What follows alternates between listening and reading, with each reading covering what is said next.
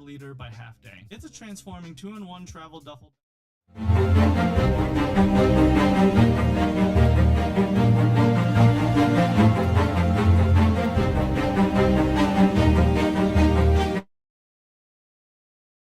This is an SOS from the St. Lucia. Help! Help! SOS! SOS! Mayday! Mayday!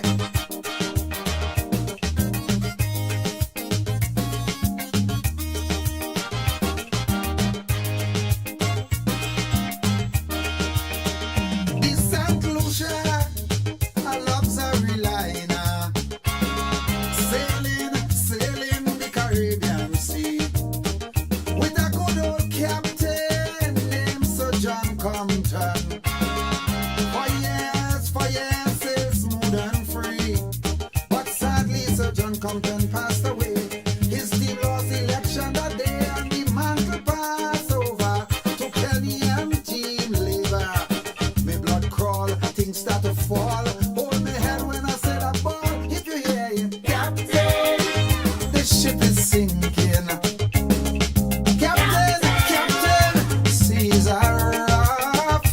We gas tank almost empty, no electricity. The oil pressure really low. Shall we abandon ship, or shall we stay on it and perish slow? We don't know. We don't know. Captain, you tell me what to do. We don't know. We don't know.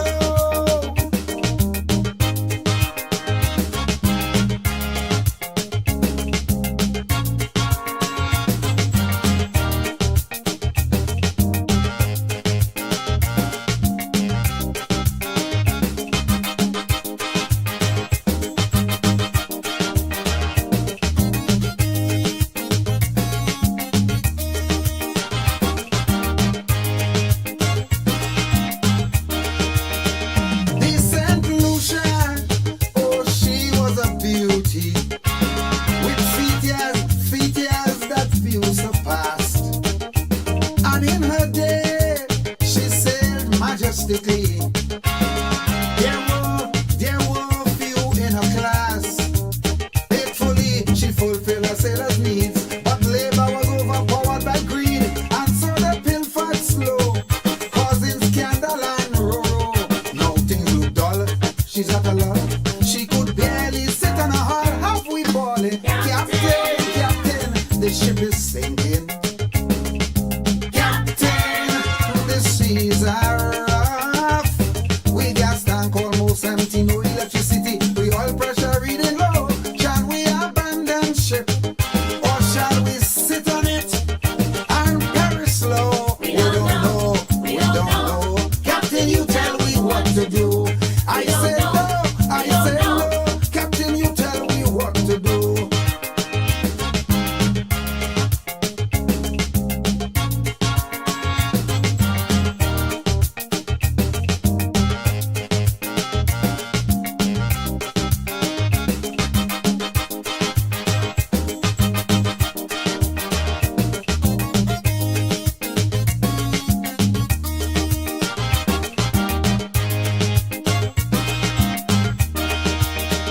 The St. Lucia, in her day of sailing, she was a friend, a true friend to one and all.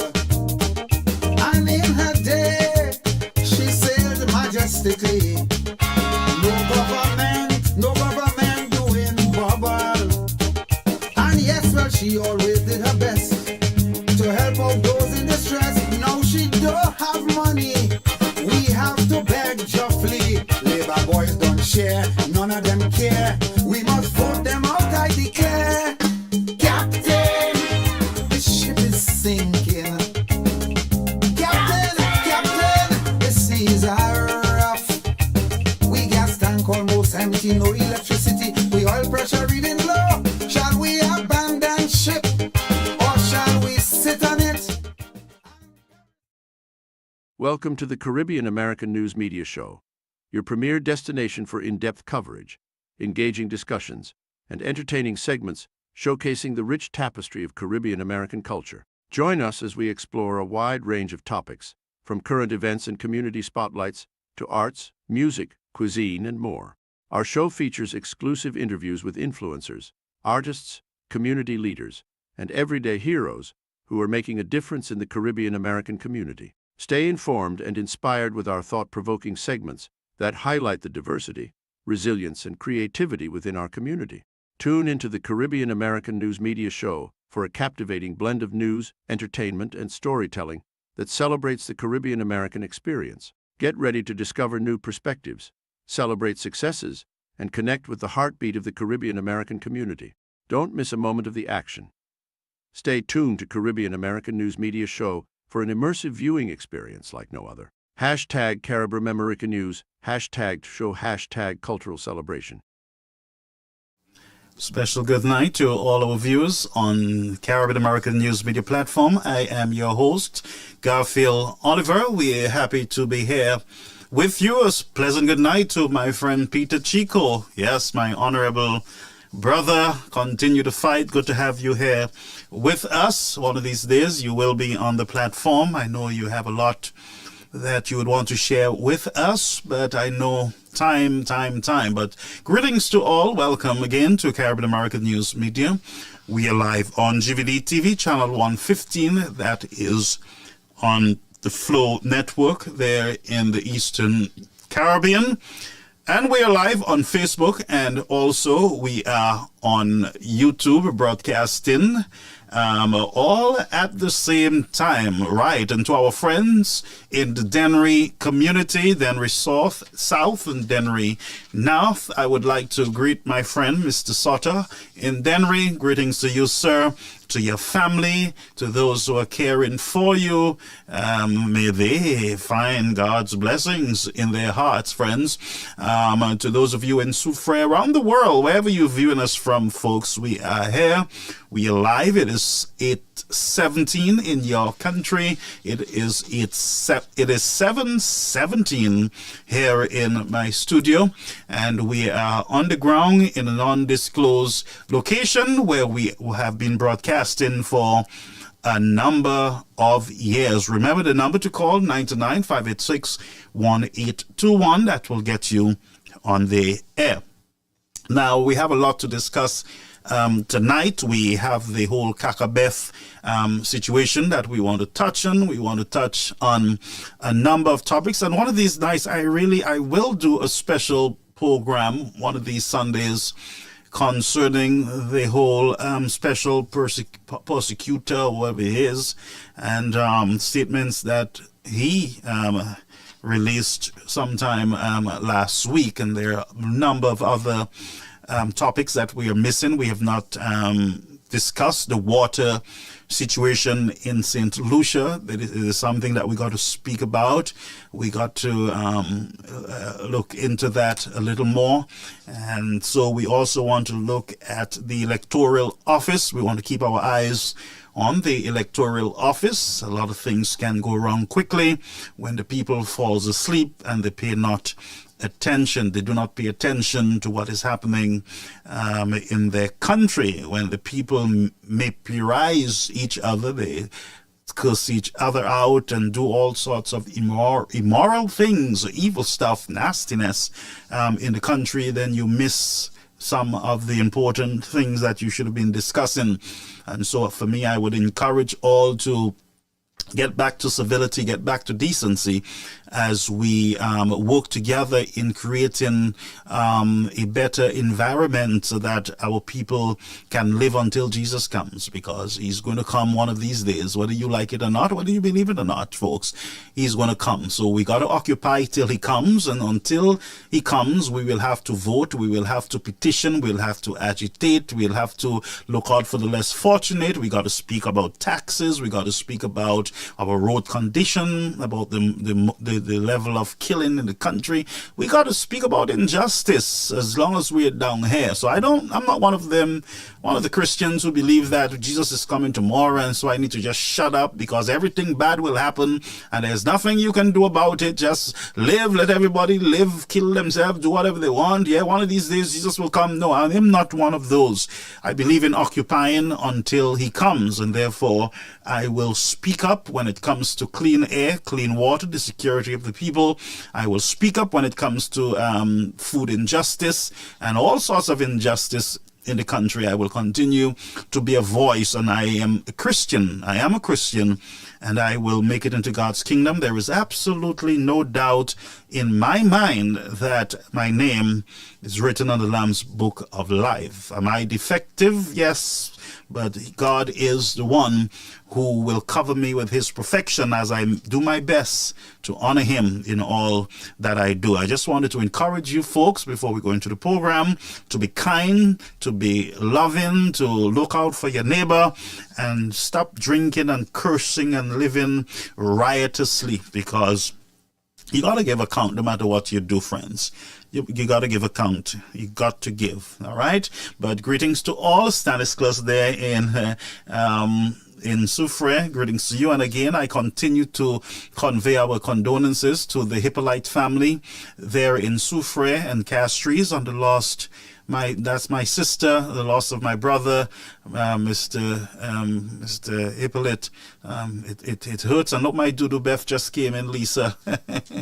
Greetings to all. Everybody, Elizabeth, all the faithful, Jean Friends, Cipal, and Fivier Arnold, folks, Veronica, Peter, and all the others. I just can't call all the names, but welcome.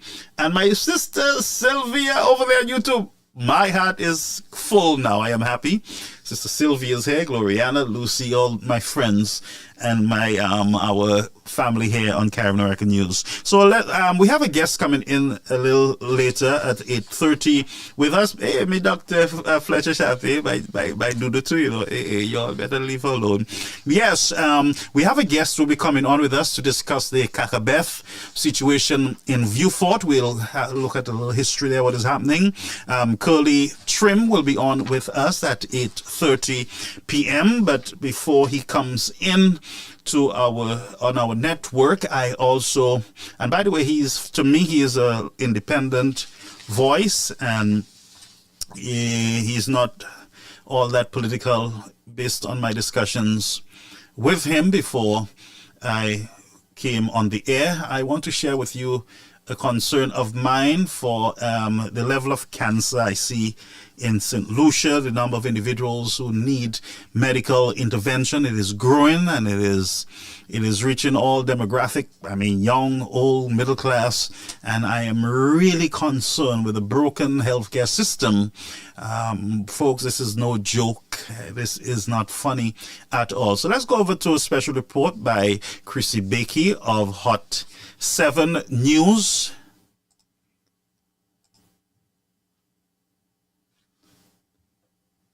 Bear with us. And all other genetic factors diagnosed with chronic kidney failure. While the exact cause of her condition remains uncertain, medical experts suggest it may be due to a genetic mutation or other genetic factors. Her health has rapidly deteriorated, and it has been a challenging experience for her family, friends, and the members of the Bocage SDA Church. One of her close friends and fellow church members, Zenith Duncan, gave a glimpse into the life of Rika prior to her diagnosis and indicated that it was extremely difficult for the church group in particular, as they had developed a very close bond with her. Rika K is an amazing soul. She is a very thoughtful person. This is one of the things that when I just met her, I think our friendship has blossomed over the past 4 years. So it's 4 years since I've known her and met her. And she just comes across as a very insightful individual.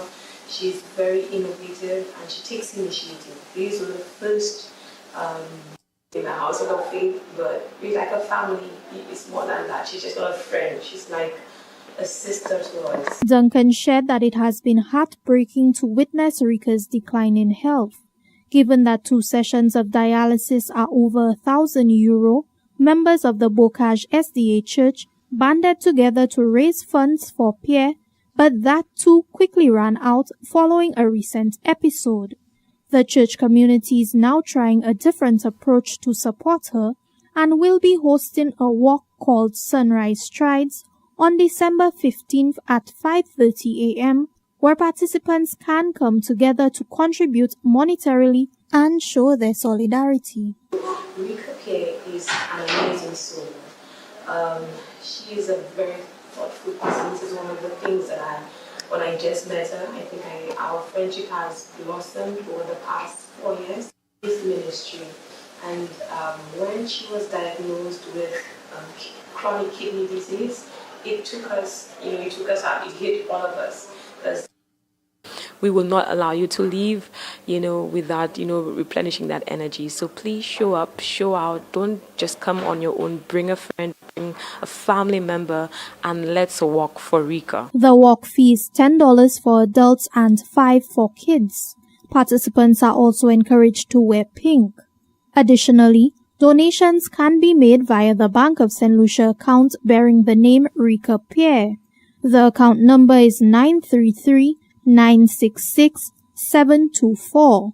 For the Hot 7 TV News, Chrissy Bakey reporting. Yes, that's Chrissy Bakey of Hot 7 News, friends. I'm telling you, this is becoming a major health situation where people got to have walks and raise monies for life-threatening sicknesses like cancer. And here we have a young woman in her prime of life fighting for her life, and the best we can do is to raise funds, a little $5 there, $10 there, $20 there, and that sounds right? That makes a lot of sense to us, and we are happy, both SLPs and all the P's, very comfortable with the idea that our sister and many others have to be raising little dollars in order to get the medical intervention that they so need. And I am not happy with it. I'm telling you the truth. I am not comfortable with this kind of nonsense, I call it, unrighteousness, basically. Well, for all the years the country is in existence, there is still no proper health system to deal with the many challenges that we face in the health, in the medical field. And then we have no supplies, we have no insurance, and it's just bad, folks. I don't know if you're listening to me. It sounds bad. It is bad when you got to fight for your life, and then you got to be, while you're fighting for your life, you got to be thinking about money, whether you can afford €1,000. Those who can afford it. What about those who can't afford the €1,000? I guess they will just stay and figure it out, drink soursop bush, and hope that thing work, or wing and pray. No, man, we got to do much better than that. We must do better, and we must demand better from any government, that the people be placed first, not with mouth service or lip service, but that we see it at our health facility. Not telling us there is an 80-year plan for 80-year-old, and then when you hear there is no plan at all, just baloney. And the sad thing is that those smocks just walk around getting fat like fatted calves. And you think that is good, it's nice, my government, whatever it is. Folks, today is considered to be International Day for Persons with Disability, and we celebrate with our friends who are challenged with their mobility and otherwise. Today we salute our brothers and sisters who are disabled at this time. It can happen to any one of us. It can happen to any one of us, folks. All right. So let me go back until we get our brother on to the platform. I'm just troubled in spirit. When I listen to the conversations that we're having, all we're hearing is, I don't know, I never know, we just found out. Nobody knows what is happening in the country. Nobody knows what is happening in the country. Gas prices change while they're not changed. The global market, it's dropping. In your country, it is just the same. Just the same. Nothing wrong. Food prices stuck in gear. Nothing to see here. Absolutely nothing. What are you talking about? You know? And so I am truly concerned. Truly concerned, friends, about what is going on in this great nation. And just like I'm lost for words, because this young lady comes to mind, and the pain of knowing that there are many others out there who are not dying only because of the sickness, but they're dying because they're worrying. They are stressed. They don't know where the money is going to come from for the care. And like I said, you have all over the place. We're hearing of monies that are being given all over the place for plots, tombs, and you would think that there would be some transparency. Yeah, but you see names. I am still going through some of these documents. It's a whole lot of money. And then the minister said that we while they're talking, we're building tombs for when we win the elections and heart attack, put them or take them. Basically, you bury them. And that's the divide in your country, friends. That's the divide in your country. Heart attack, take them. And they die. So we have tombs prepared. But at the same time, you have drama developing with CACABEF.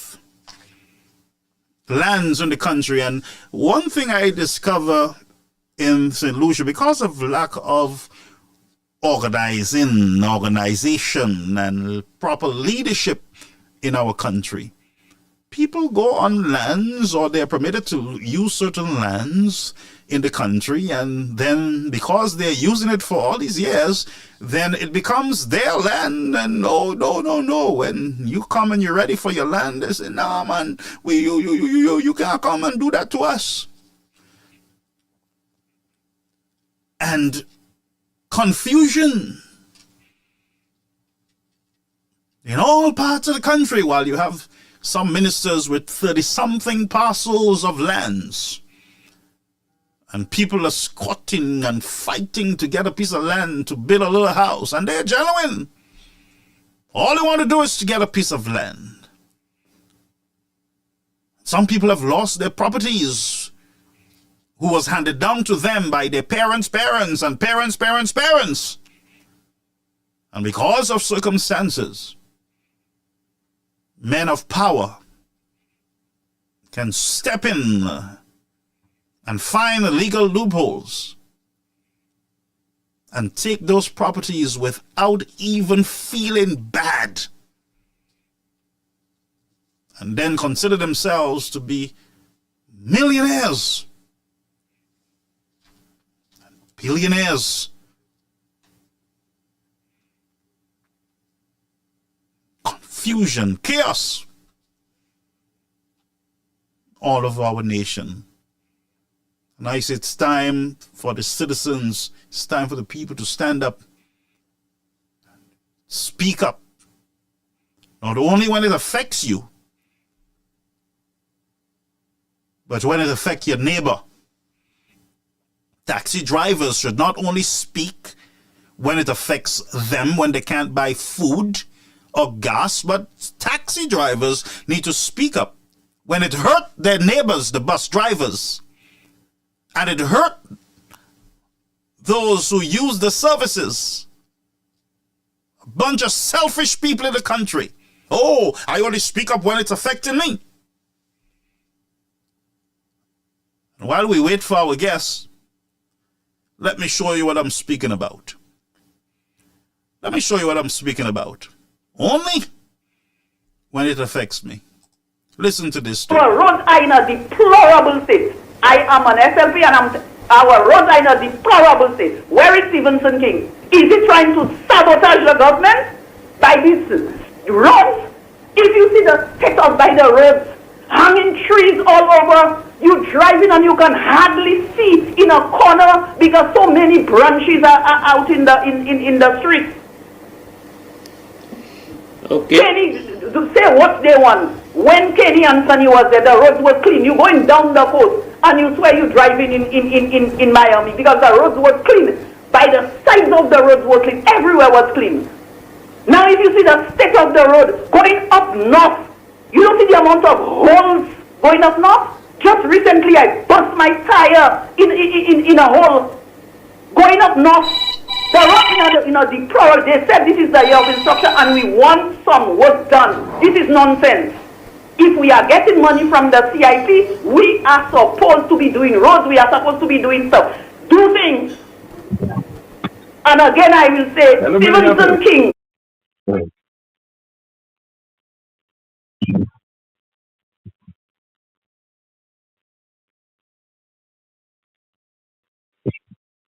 Hello? You're on the air. Go ahead, sir. Yes, Brother Gospel, how are you doing, brother? Not bad at all, sir. How are you? I'm doing good, Talk to me. Today, Brother Gospel, and tonight, I'm going to tell you, our country is in a very bad situation where we already knew that. Mm-hmm. But what I want to stress on, there is a silent genocide that is happening in our country, Brother Gospel. Mm-hmm. And that genocide started from 2021 when the Philip JP administration took over, when we had 500 people, family members, household members, productive citizens, young people who died from COVID-19. Mm-hmm. And this silent genocide continued by the collapse of our healthcare system, for people who are suffering from brain tumors, from people who are suffering from any tumor or part of the body, from people who are suffering from different forms of cancer, which is a brain tumor as well, people who are suffering from AIDS, HIV, diabetes, and all the different chronic diseases that we are already known for, that we already know of. And what is happening is that if you do an assessment at the hospital right now, we have an increase. And the pastor said, not even under Kenny Anthony, we had such a disaster happening. And I feel sorry for Kenny Anthony because Philip JP was his deputy prime minister for so many years. And what a failure. He groomed this man for so many years. Kenny Anthony had his wows, but he groomed this man for so many years, and this man ended up to be such a disaster. Every day, or not even every day, or every 2 weeks, or whatever you said, you know how many babies that are dying at ONQ Hospital in St. Jude's? Not reported. Yep, not reported. They will never be reported, but I guarantee you, when our government gets back in power, all those woes will be solved, because I have already write to certain members of the United Workers' Party that they themselves write to the international bodies, which is the International Criminal Court of Justice, which monitors those types of atrocities, because any country that denies its citizens basic health care is a country that is prone for genocide. And hear my words, it's a very big word, genocide. I'm not even speaking about the homicides that are happening. I'm speaking about the people that are suffering the day-to-day at the hospitals, those who are very silent, I'm their voice because I'm a victim of it as well. Oh. I have a family member which was only 1 year old, a little boy. It was the life of our family, and he died from a tumor. And the only thing we needed just to release the fluid from his brain, we had to pay thousands of dollars to get it from St. Vincent. And when we did do that, it was already too late. He passed away this year. So, wow, sorry to hear that, sir. So the child went to St. Vincent. He didn't get a chance to go to St. Vincent. We didn't send him to St. Vincent. What we was trying to do is get him an airlift to the neighboring island Martinique, which was costing over 20,000 EC dollars. Understand?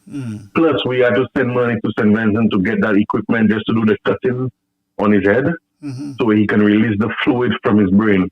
And we lost a family member. We lost a space in our house. We lost a love in our in our heart. Yes, the family. Sorry, but I'm not even speaking just for me.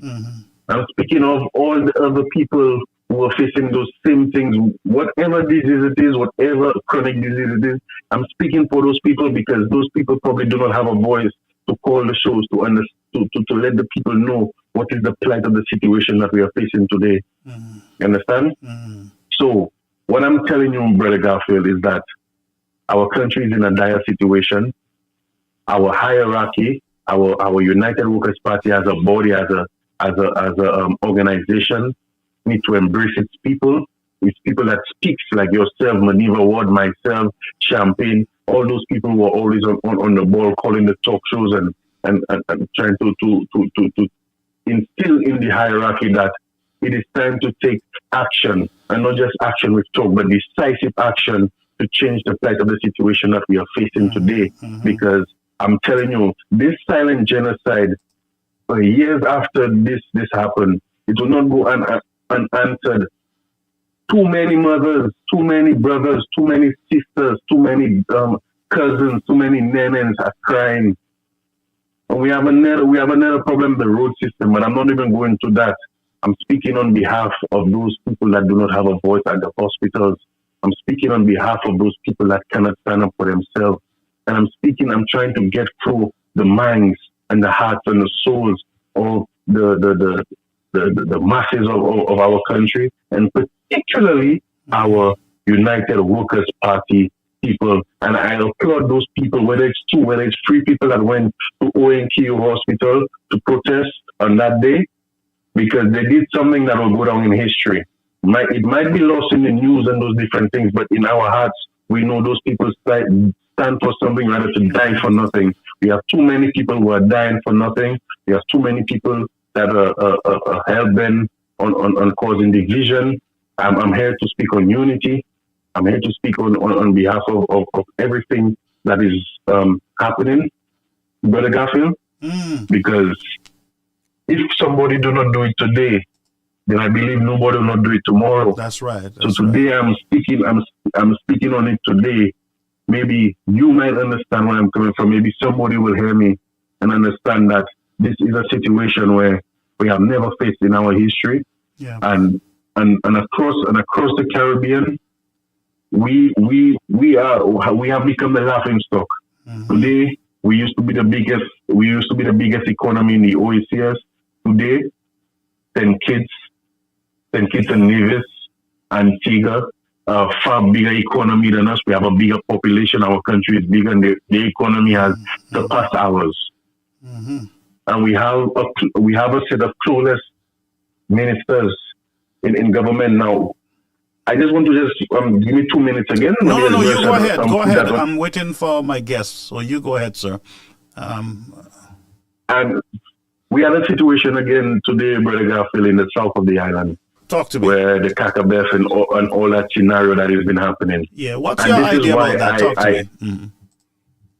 My Brother Garfield, my idea on that is I blame myself as a United Workers Party supporter and a United Workers Party member.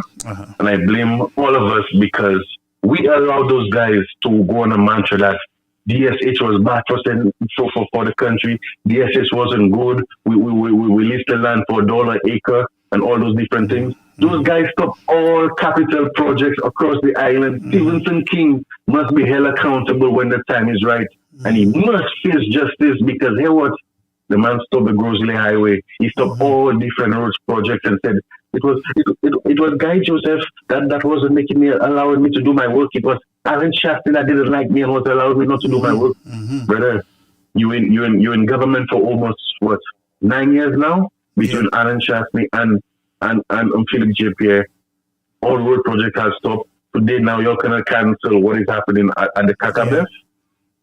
Over billions, because you see, those guys keep on trying to force our country, my brother. Yeah. Take for example, Alan Shafton said we're going to list $1 acre, right? For a man now that is bringing in $1 billion in any business arrangement, you have to bring something to the table. What we brought to the table, we brought the country and the land. That's right. We said, hey, those lands have been sitting there for acres. Kenny Anthony, for decades, Kenny Anthony hasn't done nothing. We're going to listen for you $1 acre. In return, you're going to invest about $2-4 billion in investments, whether it's from the horse racing track, which was just the bedrock of the investment, into the hotels that will be surrounding it, into the renewal of our international airport, right there into the berthing port of our great cruise ships that are coming in, and the great tourism that are coming in to boost to boost up the south. That in itself would leave people in the south to work in the south. Because most of the people, maybe in the south have 20,000 people, about 15,000 people every single day is coming up to the Cashews Basin and into Grosley, which now they are competing with people that live in the north. So in other words, if I myself want to go and look for work in the north, which I'm a resident of the north, I have to compete with people from Soufrière, people from Labrie, people from Beaufort, people from Micoud, people from Dennery, people from Bexon, and all the way in between Posse Jack and all those different places. So in other words, if I have to get a work in the north, I have to compete with 9 other people. Whereas those 9 other people could have stayed in the communities and make the communities great and contribute to the greater economy. You understand? So we have a situation where our country was on a trajectory to be in the fastest growing economy after COVID-19, which has been the most vetted country today, because Philip JP administration has brought over $4 billion flat on top of the $3.4 billion that is in China. So that's already maybe about $8 billion with no sign of where those funds went or where those monies went. $265 million was borrowed to fix up St. Jude and the stadium, as they claim. Up to a day like today, it would have just taken Clorox, what they say, bleach, and a little water. 4 years now, my brother, the hospital hasn't been open. 4 years now, the stadium hasn't been opened. But what was the last? What did you last hear on this whole St. Jude project?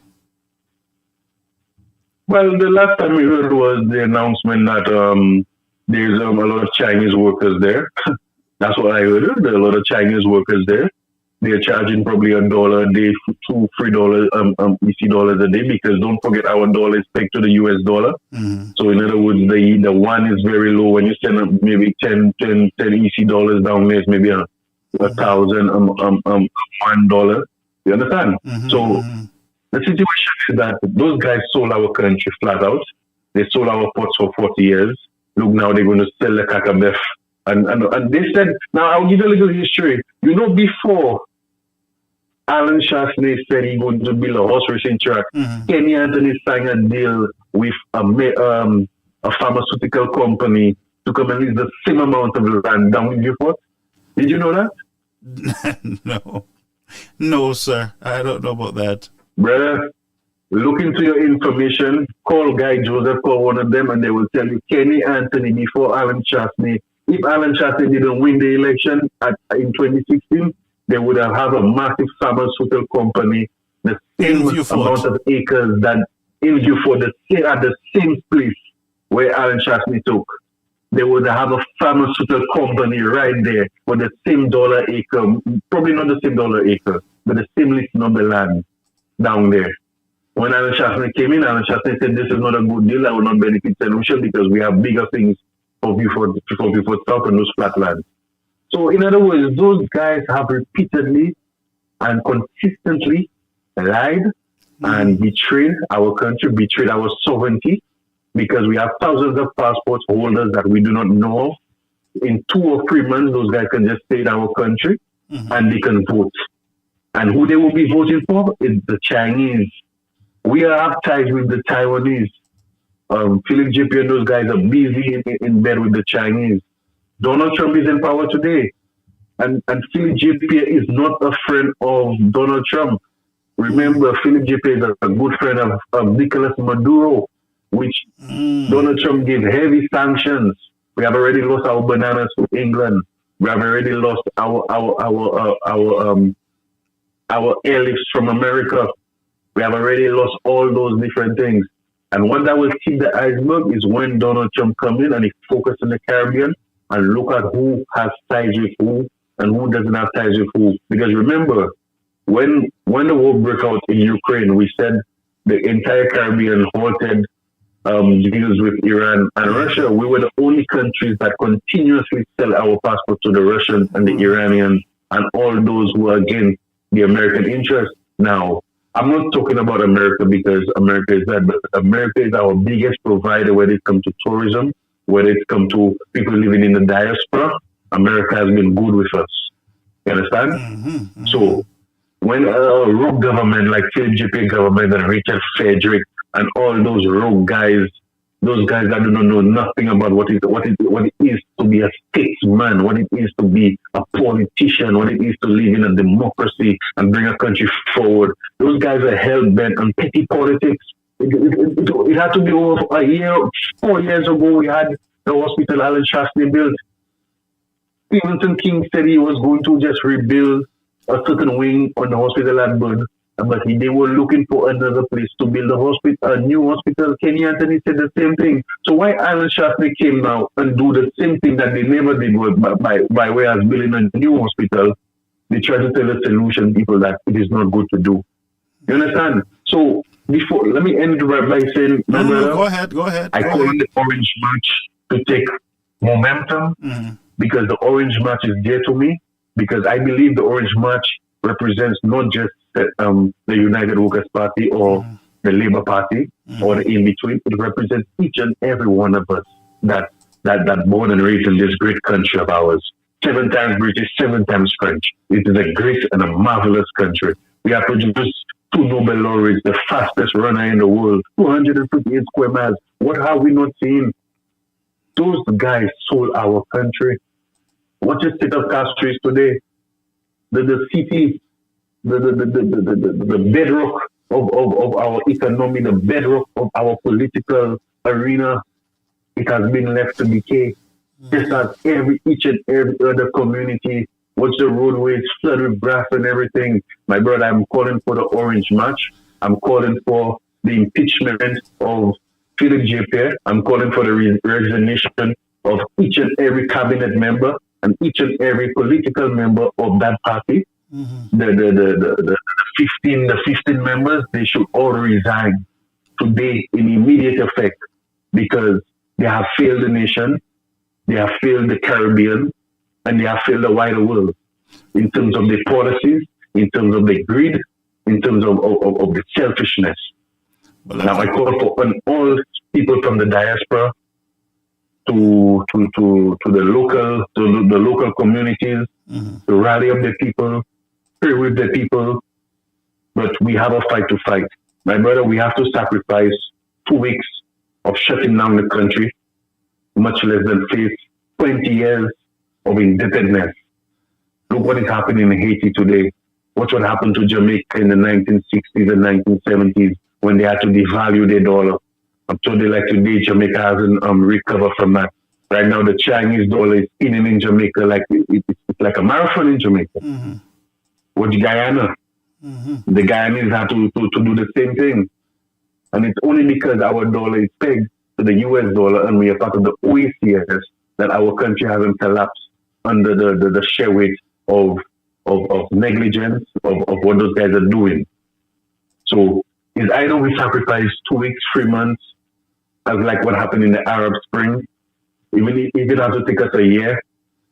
But I rather do that than to sacrifice myself and my children, probably if I have children after, and my family members, my little sisters, my family who are growing up, to be paying debt for over 40 years.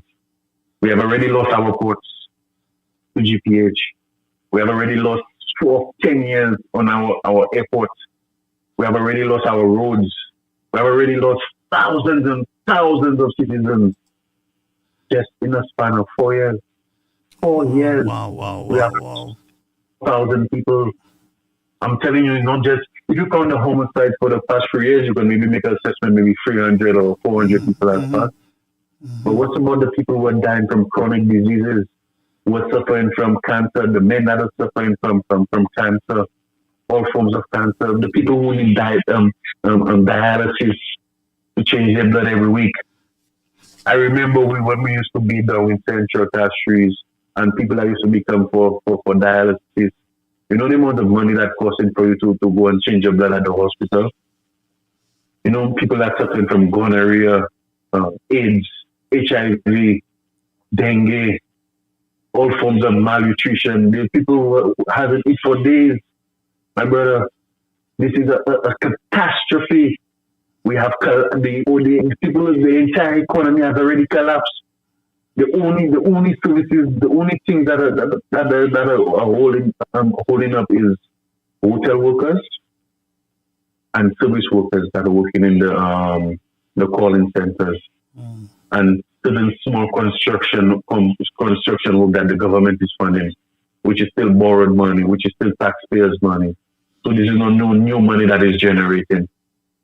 And we have, for example, the civil servants, which is over 5,000 people. And since the Labour Party came into power, it's maybe about 7,000 people we are paying every day. Plus we have to still pay the interest. We still have to borrow money to pay interest on our loans. Remember that? That hasn't gone away, you know, my brother. We still have to borrow billions of dollars to just pay the interest on our loans. We still have to borrow money to pay our civil servants every month. While we're in limbo, while we're saying that what gas prices raised, food prices raised, everything has raised. What you telling me? Those guys need to resign if immediate effect. We have to force those guys to call an early election because the Labour Party opposition, if they lose that election, to be held for Alan Shaftney again. And 5 years would not be enough years to take us out from the mess that we are in. Because just the first 5 years, we just reorganizing the finance, reorganizing the economy, and finding out which money is missing, and finding out where there's leakage, and finding out what we have to do and we have to pay, and all those different things. Those 5 years wouldn't be a 5 years of anything new coming out from the United Workers' Party coming into government. So it will be one Jimmy we climbing just to fix the problem that the Labour Party caused in the past 5 years. So we will need at least 15 years. We backwards for 20 years, you know, my brother. Or probably we are backwards 40 years now. Because remember, Richard only had 5 years to change things, you know. We had a foolish prime minister called Stevenson King. We had about 3 Kenny Anthonys. We had 1 Alan Shaftney. We have another Philip J. And most likely we'll have another Alan Shaftney. But that 5 years of Alan Shaftney wouldn't have much significance in the day-to-day people feeling that there's change. And I know that the opposition will come in with all their lies and all their propaganda to say, hey, that man is not doing good. What's all is happening, this and that and that. But people have to understand we have to stabilize the country. So if we wait for the next general election, 2026, then what will be left for us to govern? We already $8 billion in debt. We already have a case going on, a RICO case going on. We have to find out where those $3 billion went in China, which we will never get because there are so many offshore banking systems and those companies you can just make up from thin air. And then when you go and look for the company in the country, you see it's just a door. There's no company there. No company. You know how many people lost millions of dollars from those types of scams? It's a shame, Colin. You understand? It's a shame. So, my brother, I don't even know what to tell you, but all I can tell you is that we need early election. We need an interim government. And as soon as we get to power, to bring those guys to justice for the injustice they have been doing to our people, especially Stevenson King, and especially Stevenson King, and a little Richard Frederick, and Philip J. Pierre, and the Minister for Internal Affairs. He's very silent. The President of Library. He was the President of Library for many years. His voice was the Alva Baptist. We're not hearing about him. He has to be brought to justice as well. The Home Affairs Minister, Virginia Poyer, saying that, she deserves to go to Martinique to get health care. Yeah. What have we done for Babo now? Huh? What about us, normal people? The Babylon people that the Babylon people will have to make that decision anyway. Mm-hmm. But that's what I'm telling you. So all those people must be brought to justice, just as the ordinary man is being brought to justice every single day. You understand? Yeah. And I speak on behalf of the over 1,000 young men that are remand at Borderley, and for justice to be served for those guys who are innocent or whatever. But there are many people at Borderley for over 10, 20 years on remand. Yeah. Anyway. This is against the humanitarian aid. That is why I call on the ICC, International Criminal Court of Justice, to investigate our healthcare system, our justice system, and our politicians. Do not forget, Kenny Anthony said they are businessmen and politicians who are facilitators of crime. And he specifically mentioned a name which is in his cabinet today. I thank you, brother. Have a blessed night. Thank you so much. I believe my guest is on tonight. Thank you so much. That was one of our regular callers called it in to the platform. We were having some issues. That's why you saw me a little distracted. We want to apologize. We did experience some problems in getting our guest onto the platform. I believe he is on. Just bear with me. Weekly weed nights are so much better than weekly wine nights, especially with Just new bear with cannabis. me, folks. Just bear with me. I believe he is on the platform. Let's see if we can connect. Let's see if we can connect with our guest. Bear with me, folks. Bear with me. Bear with me. Bear with me. All right. Yes, we're going to go over to our guests. Yes, my friend. Are you on, sir? Mr. Trim?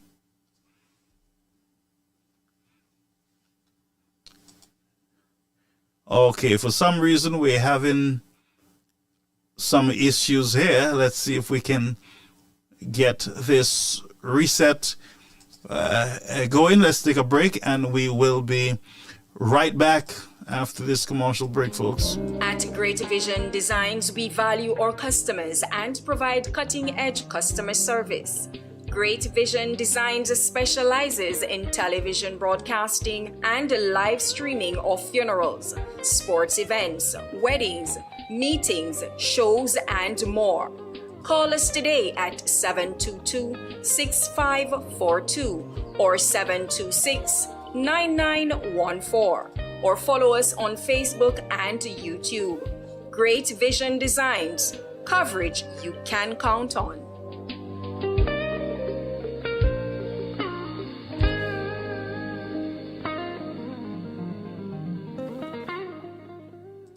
Yes, Great Vision Design. That is Civility TV, channel 115. Folks, we're just trying to make connection with our guest. I believe I might have to just bring him on through the audio. We're having some issues with our main. Oh, I believe here he is. I believe he is here with us now. All right. So greetings, Mr. Trim. Curtly Trim, how are you? Good night. I'm not too bad, my brother. Not too bad at all. I do apologize. We were having some major issues getting you on, and so it is a pleasure to have you. I almost went to bed on you, man. Oh, no, you can't do that, sir. But thank you for your patience with us. Thank you so much. So to my audience, this is Mr. Trim from Viewfort. I believe he grew up in Viewfort. He understands Viewfort.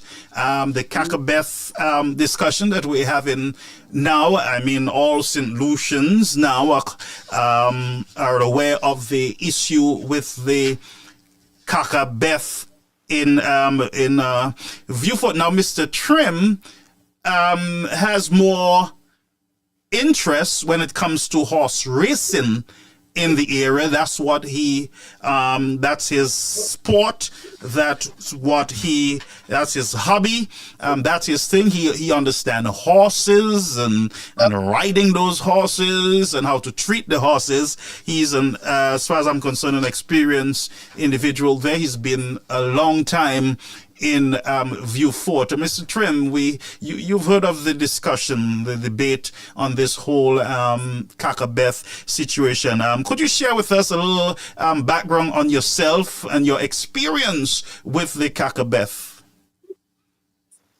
Okay. Starters, I'm not from Viewfort to begin with. I was born and raised in Castries, Central Castries. Lived there for a while and moved up to the North Grosley, Casabah area. I have family in the Viewfort area, yes, all the way up into Saltibus and Grace and so on, because that's where my dad is originally from, Grace. But being in Viewfort, taking part in horse racing in Viewfort, I have been doing this from a very, very tender age, right? And we've been using that place, well, even before me, because my dad, as one of the most recognized horse people in St. Lucia. Wow. He is the trims on the horse side. When you hear trim, you hear horses. He was involved in horse racing in Viewfort, maybe even before I was born. Wow. So we're talking over 50 something years. Horse racing maybe from the 60s. Wow. You know, maybe mid 60s, late 60s. So and at that time you had no car racing and all these stories. I mean, come on. If we have to think of it well, in the 60s, be it late 60s, even though, I don't think they had these high performance cars around the place at the time and these kind of drivers that interest into drag racing to have racing on the CACABEF, you know, and let's remember the name, the CACABEF. Yeah. That place, I remember, used to have a lot of cow down. Oh, that's why they call it CACABEF. CACABEF is cow down. There you go. There you go. Right. So that place used to be covered because cows used to roam Viewfort at one time in the earlier days. Right. Like, you know, a lot of cows, lots of horses just roaming the streets. And that used to impose a lot of problems for traffic. Right. And even with the airport as well, you know. So the animals more or less used to go sleep on that area. Nighttime, it's kind of cold. The concrete is still warm from the day's heat. So they use that place to really gather and, you know, go to bed. If you know animals and you can understand their way of living, you know, that's what I would figure they were doing it for, the reason, you know. Right. So the place, that's how it was named. Through animals being on it, living on it, you know, spending the night on it. Right. So, you know, let's establish this, right? That land, that piece of property, who is the rightful owner of that property? Well, as far as I know, it's Slasper. You know? Slasper. So, yes. You know, so, I mean, it all has to do with heads of the country. You know, it was being allowed to we were using it for like all these years. Like I said, the cars joined and started using it some good few years ago as well. And it's just an open area, you know, a long strip of concrete and alongside it, a long strip of grass. So that is So we very used to close use to the the grass airport, side. the main airport. Very close to. That's part of the airport. Remember, it's an old it's an old airstrip. Okay. So it was part of the airport originally from time of the war, I guess. You understand? But that part was never utilized by the airport, I guess, because they didn't have use for it. But if I guess you understanding the land, sorry, you would agree that if there's going to be future development for the airport, that the CACABEF would not be available all the time to both you and the drivers. Not at all. Right. Not at all. Because you cannot have that kind of traffic and using this place for these kind of things. Right. You So know? let's talk about the horse and the horses and the planes and the vehicles. You know, what are your thoughts? Well, with all our successes in having meets there with horse racing and also with the cars doing their thing, we've hardly had serious accidents because the place is not safe. Where we talk about public, to prevent public from crossing the tracks, whichever one, be it the concrete strip or the grass strip where the horses use or the cars use, you don't have that. It was all been used as an open space. People always tend to don't listen and do the opposite to what they are asked to do, which is don't run across, but they would still do it anyways. We have had maybe one or two little bunks with a horse, where a horse may be bolted, drift to the side, and the person was about to come to the track or something like that. It has happened, but nothing serious. And I see the same thing with the cars. If the people are stubborn, it's just that cars, people would be more frightened of the car, I guess, because they know that coming with speed, you know. So the animal, they will take the chance, you know. But it's not barred off.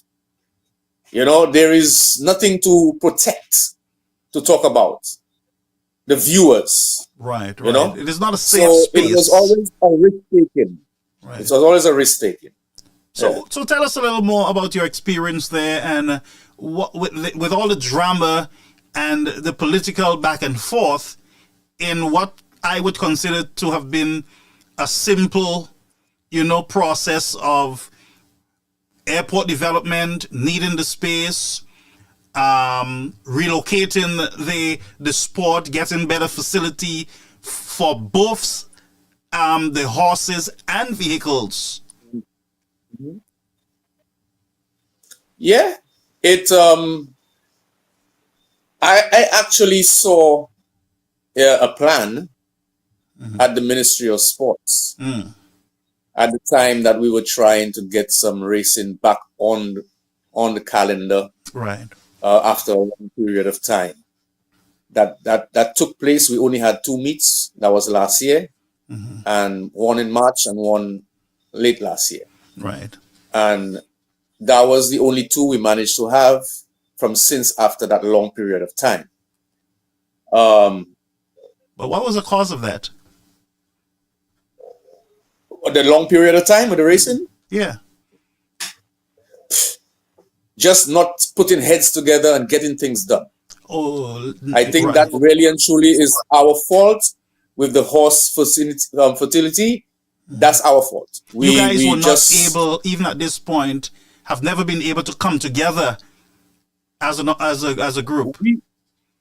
We've come together on several occasions, but up to a day like today, we cannot have what you call a general body, an association, you know, because of people always pull here and pull there. People tend to think that their name should be mentioned more than this one and that one, and you know, regular.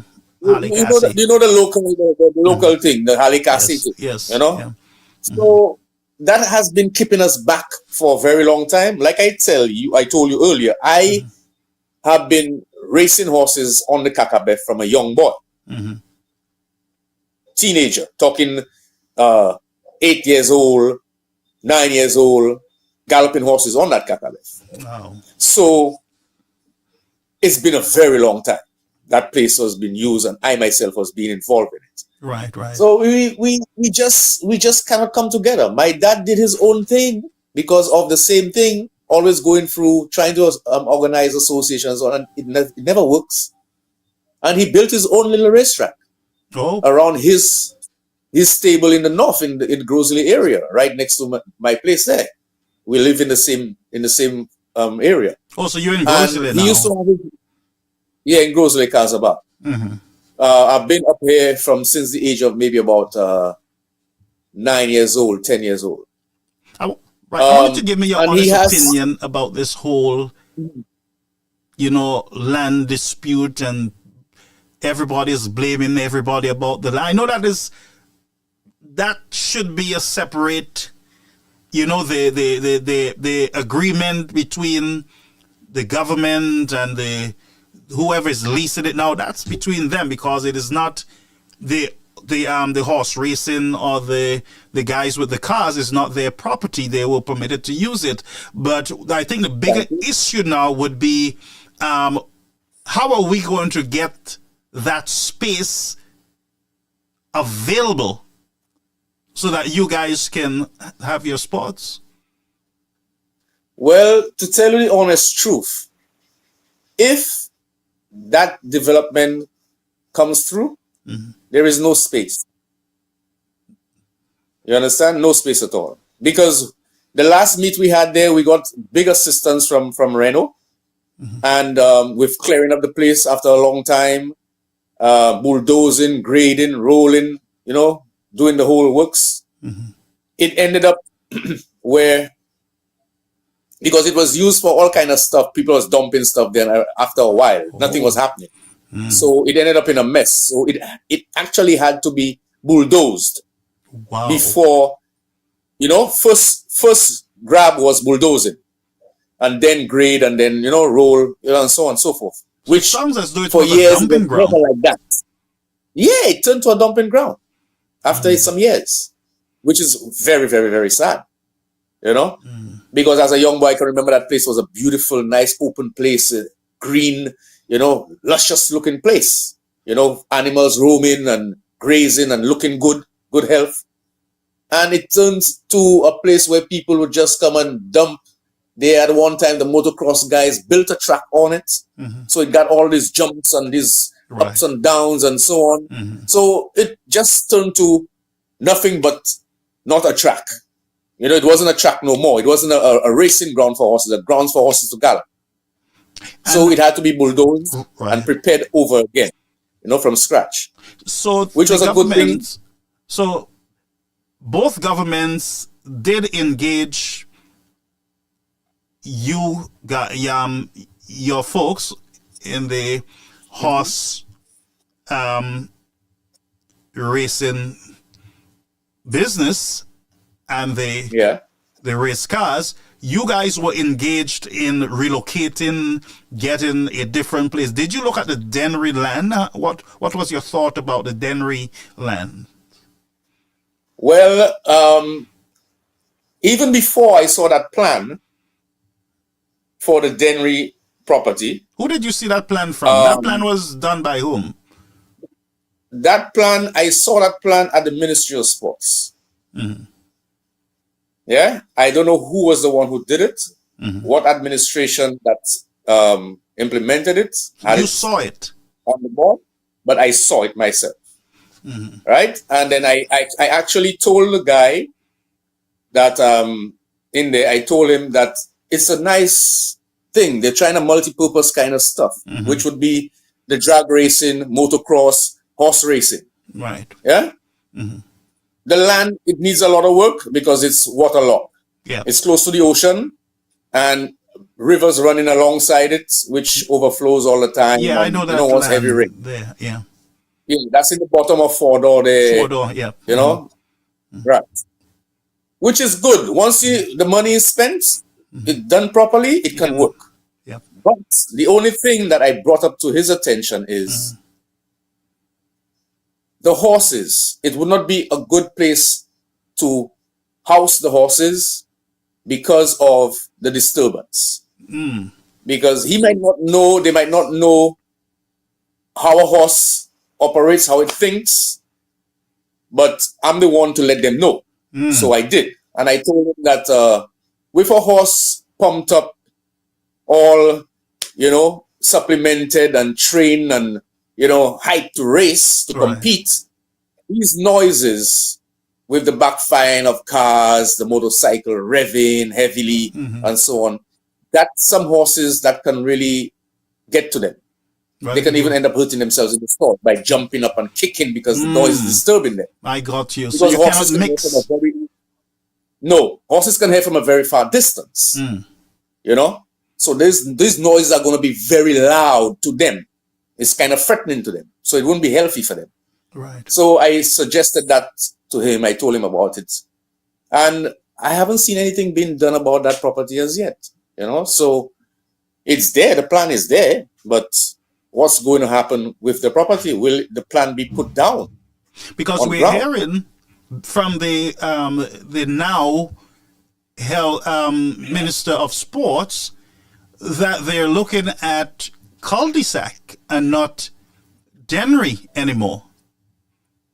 Well, I wouldn't even know about the cul-de-sac's plot, the property they're talking about. I don't know. But so there we go again. It's another. Well, if you don't know, it means that you are not being engaged. No. Me personally, no. I haven't heard anything about that.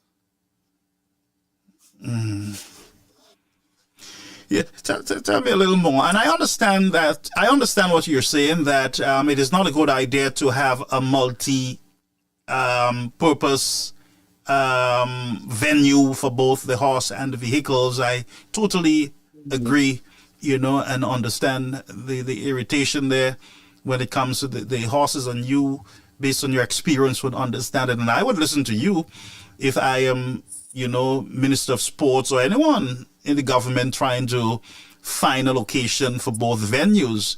But very confusing for St. Lucians. One, I believe that you have done a great job in clearing the air that the property, it is the property of the government, basically, managed by SLASPA, because it is around the airport buffer area, which means that those are high security areas, or should be areas where these activities should not really be permitted. And I understand that. And so I am happy that you, as a sportsman who have been in this business for a long time, you have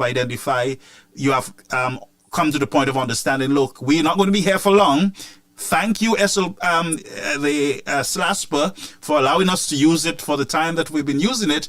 But then it is now up to the government to ensure that there is a facility, there is a location that we can get. And I heard that there are activities that was planned for that piece of land for either the end of this year, beginning of next year. Yeah, for the season.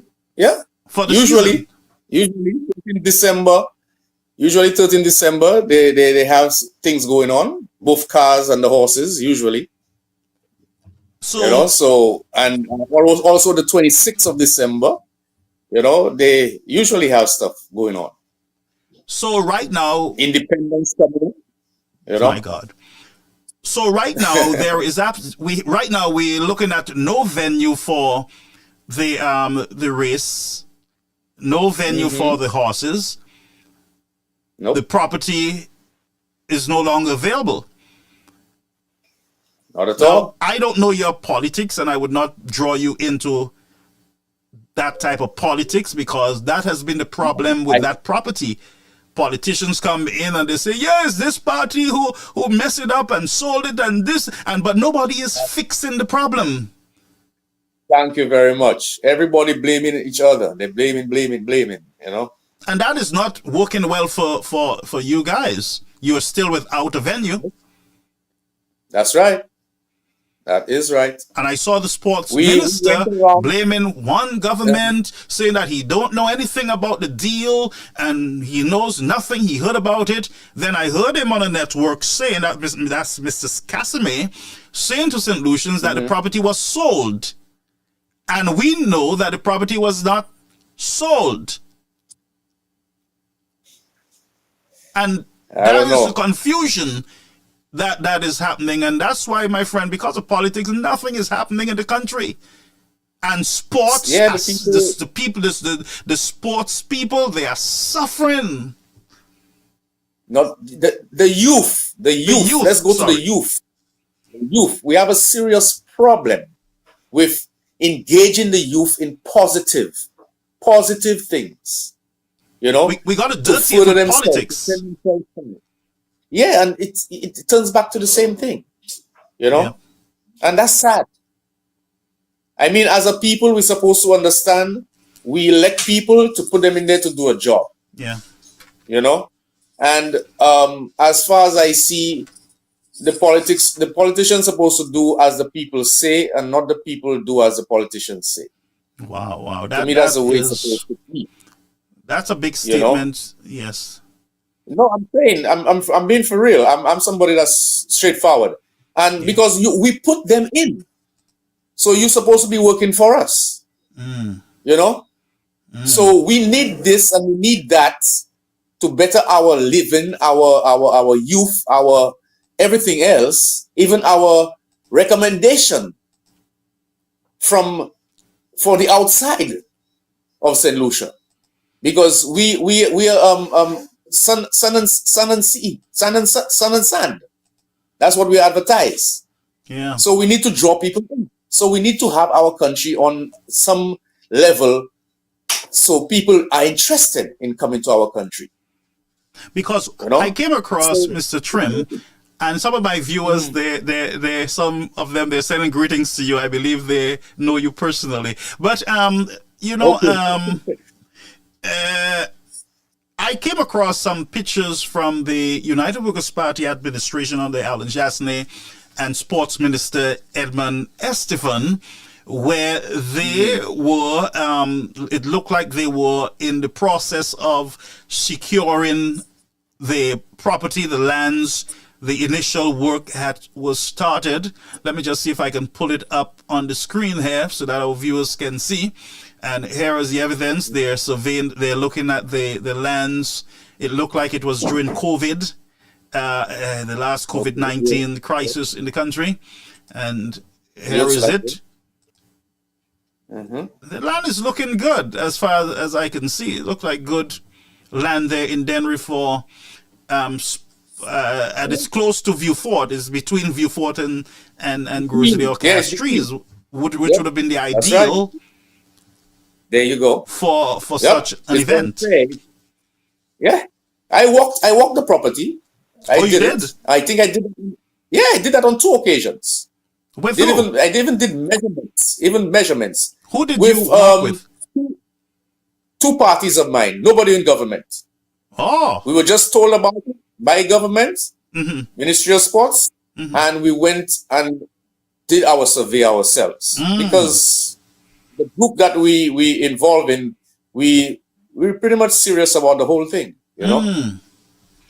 So we went to do our own investigations. We did our measurements to see where we can put this, where's the best location for the horses and everything else like that, you know. Okay. Yeah.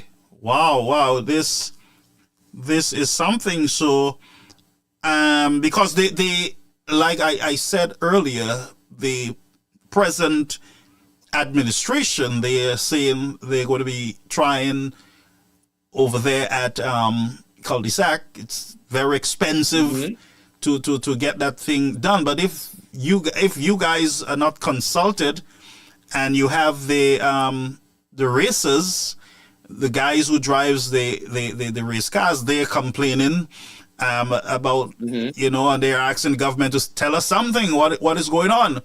We need to know. And the government is saying, I don't know. We don't know. We just found this out, that the land was sold, and you guys are still with your hands out. Well, what are we going to do? What is the plan? Are you going to come sit with us as sportsmen and as young people? Are you going to sit with us so that we can have consultation? We can, we can listen to the concerns of our sportsmen and women. Yeah. Yep. That would be good. But like I said, sitting with one or two guys from the director one time, and we had some discussions concerning the whole preparing or getting somewhere. We did some scouting around, locating different properties. There was one that was we were already starting to clean it up. That's close to the St. Jude's right now, which is the stadium. And the machine was already on there, and whoever that was listing that property got to know, and then came and he stopped the whole thing. Wow. Yeah, and he tried to direct us to another location. Went to the other location. I did it myself. I walked it as well. But to me, it wasn't practical. Okay. Because it's a piece close to the old quarry, well, it's still existing in View Fort, just before you get the entrance to the airport. Oh, the quarry is still existing? And, oh, yeah, it's still there. So who manages it? Was that? Who is the owner of that quarry? Oh, I'm not too sure. Oh, okay. Trust me on that. I never found out. It never interested me. And I walked it, and to me, when I came back out, I told the guy from the ministry straight up that it can work, but there's a lot of expense because the place is a forest. We have trees that's over 80 years old in there, and when you bulldoze, you rip, roots come off, you have a lot of backfilling to do, you got to flatten because horses need proper grounds to run on, You got to backfill, you got to compact, you got to make sure and level, and it's a lot of work. Bringing water in, bringing electricity in, and the whole works would have been very costly. And it wouldn't be practical for them to try and approach something like that. Going to Parliament with something like that, I think they would just brush them aside. Wow. Wow. Because really and truly, it would be like, what we going spending all of that money putting a racetrack down for, and there is one just a few, maybe half a mile or a mile away, less than a mile away, which is the latest racetrack that they built down there, which is the RSLTC, So it wouldn't make any sense. It wasn't practical at all. Okay. So the guy agreed. How does DSH affect you guys in View Fort? Did it affect you negatively or positively? Well, like I said, I'm not from View Fort. I'm from Castries. Right. But I ended up working there as soon as they started with the training of the grooms, guys who take care of the animal. I had to start work at that time. And I was there as a professional. Well, they wouldn't see me as no professional. Once you don't have documentation, that's right. They don't see you that way. You know those overseas people already. Yeah, so and a lot of suggestions came from me, and then I was mostly brushed aside. Yeah, because it's the same mentality, the way of thinking. Yep. It's like small boy, small country. You can't tell me nothing. But remember. What you got to remember is you are in the small country. You're in the small country, that's so right. You gotta go, and I used to tell them, I used to use that example, and I used to say to them, the horse trainer they had there, and even guys from the office, I said to them on more than one occasion, you cannot take someone that has never been in an elevator and blindfold him and bring him up to the penthouse and just let him loose in there. Yeah. After a while, he'll start to get confused. He might want to get out of there and don't even know how to get out of there. Because when he look out of that window and he see things that he never seen before, scary, he might want to run out of that place. And how he's going to get out of there because he didn't even know how to use the elevator in the first place. So we got to take it step by step. That's right. Step by step. But, I was brushed aside most of the time in trying to, put things in a way. Right. to benefit. And let me ask you, did you everybody. gain any further experience there from the DSH people? Did you learn anything Yes, I could say yes. I could say yes for sure. Because I went in as a lot of things, positions. Yeah. And I had to cover a lot of ground. But then my main interest before I even got in there, before it even started, was being a horse trainer. Oh. Professionally, Okay. Because I used to ride. I wouldn't ride no more, but I love to condition and prepare animals for competition. So with a paper in my hand, officially that I am a trainer, it gives me a chance to even leave St. Lucia and go somewhere else and train horses. Wow, wow. I like that. Maybe even in the US. I like that. I like that, so yes. That was my main focus. But then I got a little bit of advice from a good friend of my brother, my deceased brother, my only brother, in fact, who was the founder of the DSH project. Yeah, and I heard your story. Condolences to you, man. Yeah, thanks a lot. Yeah. And he told me why I don't go for track superintendent. Because the horse trainer thing might take you a while before you can start doing that. And that was so true because it never got to that level for me.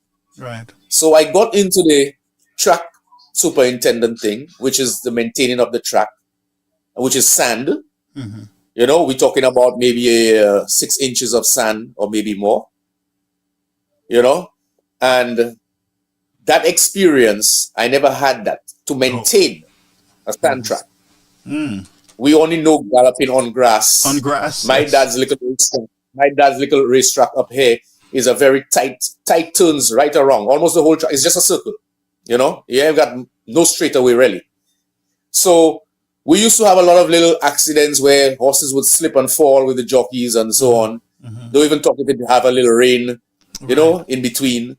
We get slips and, horses fall. So I learned about the sand, which if I'm get the opportunity to change that little track into a sand track, it would work perfectly because we used to gallop thoroughbreds, horses from overseas, ex-racers, on that little track my dad has there.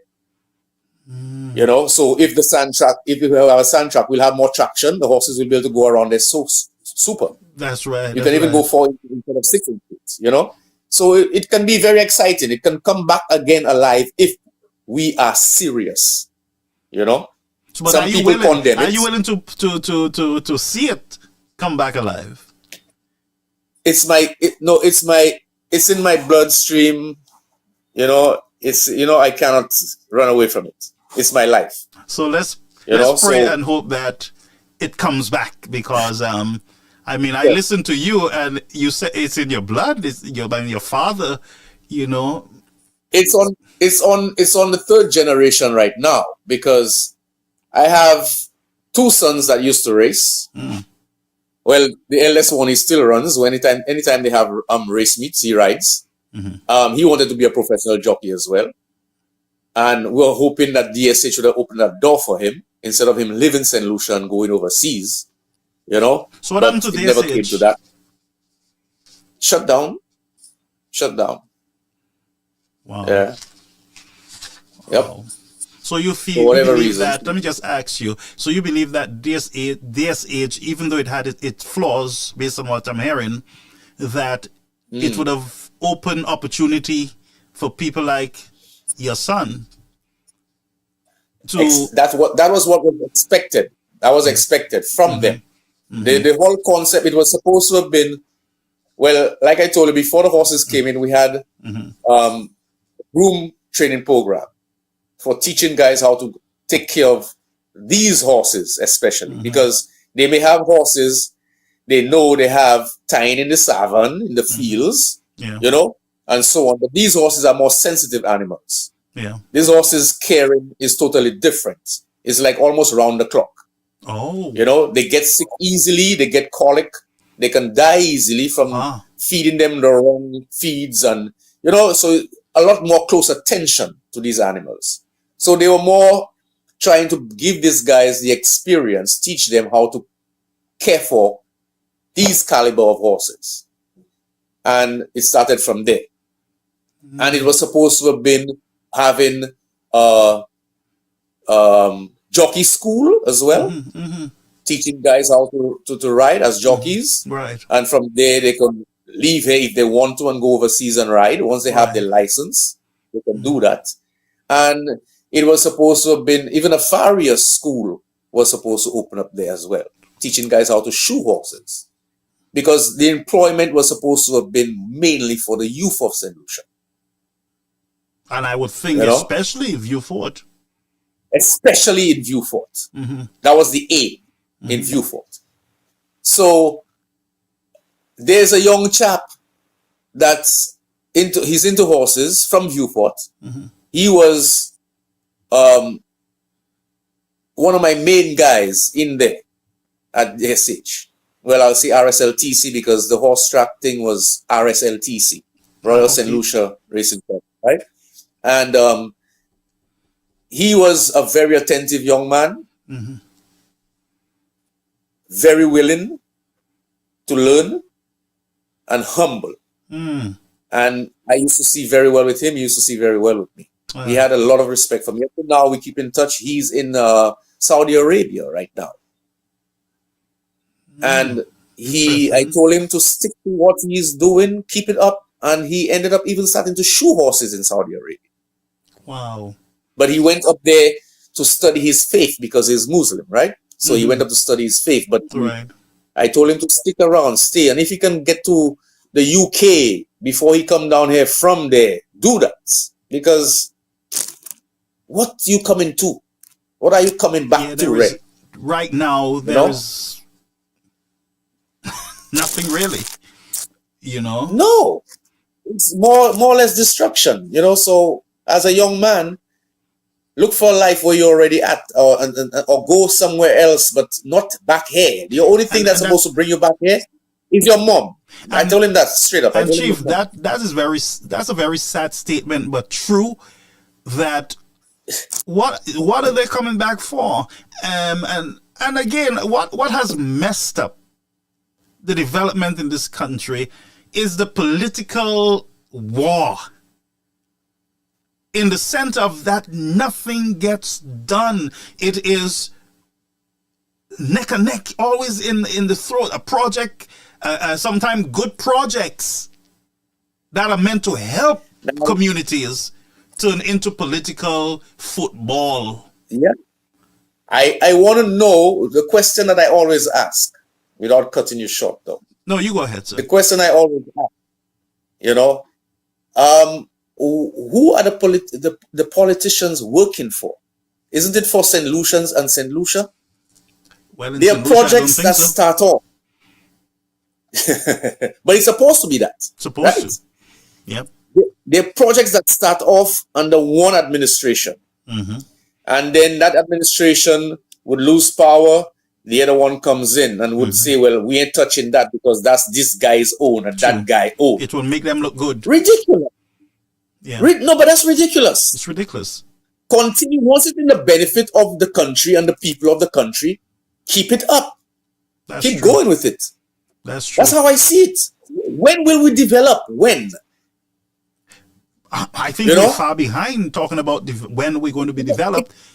We have borrowed billions of dollars. There is no proper sporting facility. Yes, I know there are fields and there's the sporting academy, which was a good, beautiful thing. But I mean, what are we doing? Next door to me. That's right next door to me. Oh, it's next door to you? How is it functioning? Is it still functioning? It is. It is. It is. Wow. But check this out. After all these years, we have had so many good football players, soccer, right, in St. Lucia. From a young boy growing up, I have seen it for myself. Yeah. Because I was born and raised in Castries, Central Castries, Marshall Grounds, VG on the SAB, and so on. I was born and raised in the. So your representative is who? Mr. My representative? Yeah. Casimir. Oh, good. Okay, good. Yeah, Rosalie. Yeah. Yeah. So, used to be all around these places, the SAB, and guys used to play very good quality football. But did they have that opening to get out Wow. and further themselves? We have had that problem for a very long time. Look at our beautiful and so successful Julian Alfred. Did she train her? Did she get her proper training from her? Man, you No. hitting Because the we nail cannot. on the head. Go ahead. I want to listen to you. We have to go out Yeah. so that we can get the help that we really need. Because we have the qualities. Yeah. Of course we do. Yes. But from there, what else? We have to leave. So we can get further. And it's sad because we were supposed to have been there a long time ago. Yeah. Some good, maybe, I won't go too far, but at least 20, 25 years ago, we were supposed to have already been there. For sure. Have proper facilities to get our youngsters in proper, form and almost ready, even though they go to Jamaica. But they are almost ready. Yep. Not starting from scratch, really. So, and we would have had a lot more. Not just the one. We maybe would have had in all the fields. With the long jump, the pole vault, all of it. Do we have a large swimming pool for our swimmers in St. Lucia? We have a swimming pool up in Rodney Bay, Rodney Bay area, more or less close to Bonte, which is the aquatic center, they call it. We do have meets there, CARICOM kind of thing, and it's not that big. We need something bigger so that we can be fitter, because the distance that they have to do it professionally, we may be less than half of that distance. That's what I was going to ask you. I mean, we need to be able to not just go up and turn around, come up and go up and turn around. No. The turning around takes time.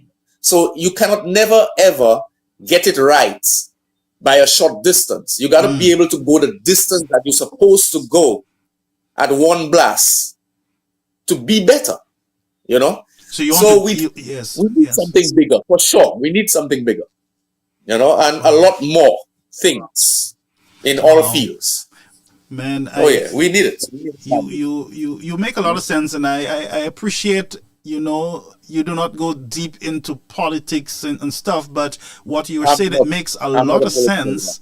That, I mean, look at the DS Age, that was criticized badly, and it was so politicized that nobody wanted to put their hands on it or even work there, it sounds like. Then we have the golfing thing at Cabot. That was a big deal. We have the artificial grass, because nothing in St. Lucia is maintained. You build it and there is no maintenance. So you might not even get anyone to cut grass. So I believe that the artificial grass on the football field was a good thing, low maintenance, and you save some money there. That was criticized as giving people cancer and all those things. And it seems to me that every attempt to improve sport in the country have always come under serious criticism by all government ministers, all men who can't even kick a ball or ride a horse. Oh man! You understand what I'm saying? Let me bring one point across here. We were talking on one thing before, and I'll tell you something. My dad, with his riding stable thing, oldest on the island, most recognized in his time for so many years. And there are so many grown-up people, maybe even some guys in politics right now. Oh yes, some guys in politics for sure, that were little boys at the time that he was already doing his thing in his horse business, tourism, in touristing, doing tours and so on. And John Compton, Sir John Compton, Mm-hmm. his children used to come to my dad's stable. He would drop them off, or the wife would drop them off to ride on Saturdays. Right? That was their treat and so on. Teaching them how to ride horses. He himself had a horse. Oh. Right? And then, yeah, he had a horse. And the Odlums. John Odlum, his soul rest in peace. John Odlum, all of his sons know me, but his youngest son and I, we practically grew up together. Where I lived in Victoria Street, his granddad was living back to back to us. Just jump over the wall and we in one another's yards. Raised together, riding horse together, going and fight roosters under the bush together, hunting down frogs, doing all these kind of things, busting bamboo, we raised together. Yeah, man. But we putting the frogs in the bamboo. That's funny. That's cruel, man. You know? So we used to have fun as kids growing up, and everybody's one. You know, the labor children, the UWP children, play together. You know, I knew Christopher Hunt's brother, Jonathan Hunt. We went to school together. Right? Look at it. Simple example.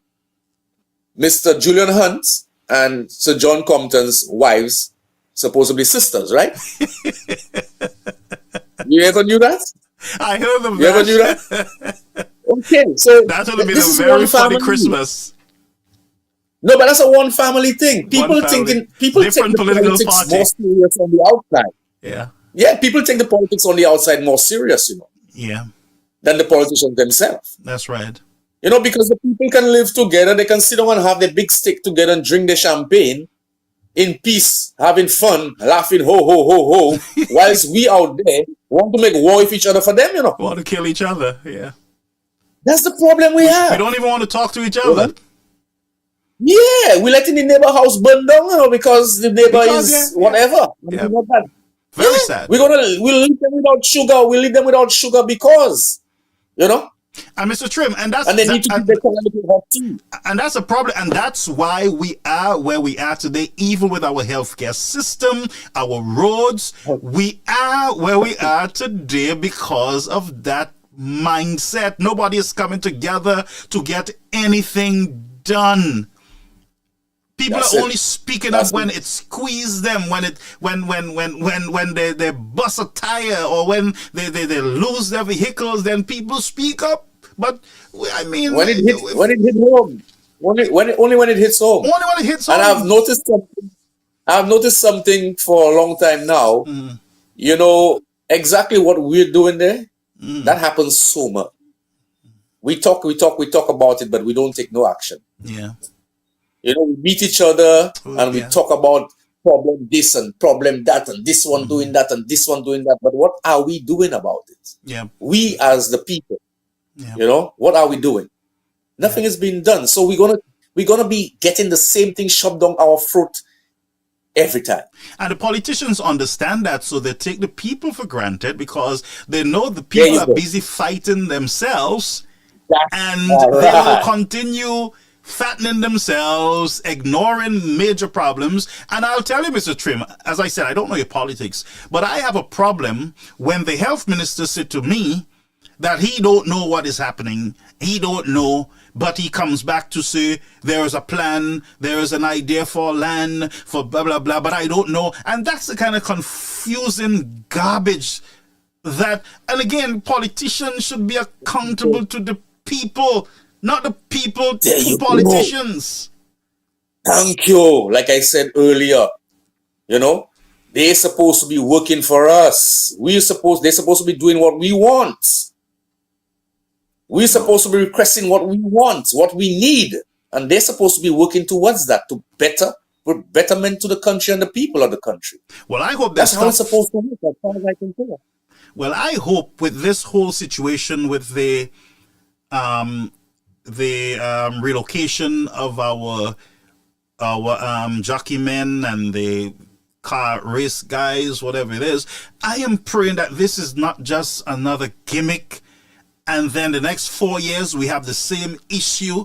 The next 5 years we're back talking about land leased, land sold, and our sportsmen are still trying to figure out. I hope that Mr. Casimir and the present government, because I don't care who they are responsible to fix most of the problems that are existing. Don't tell me the previous government didn't do it and then they didn't do it. No, we want to know how you can get it done.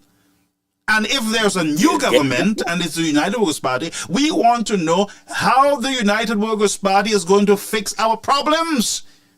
Don't tell us that the problem is there. We know the problem is there.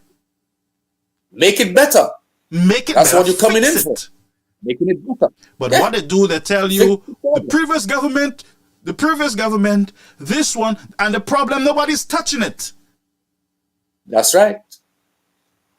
And that's why I brought the example of leaving projects behind.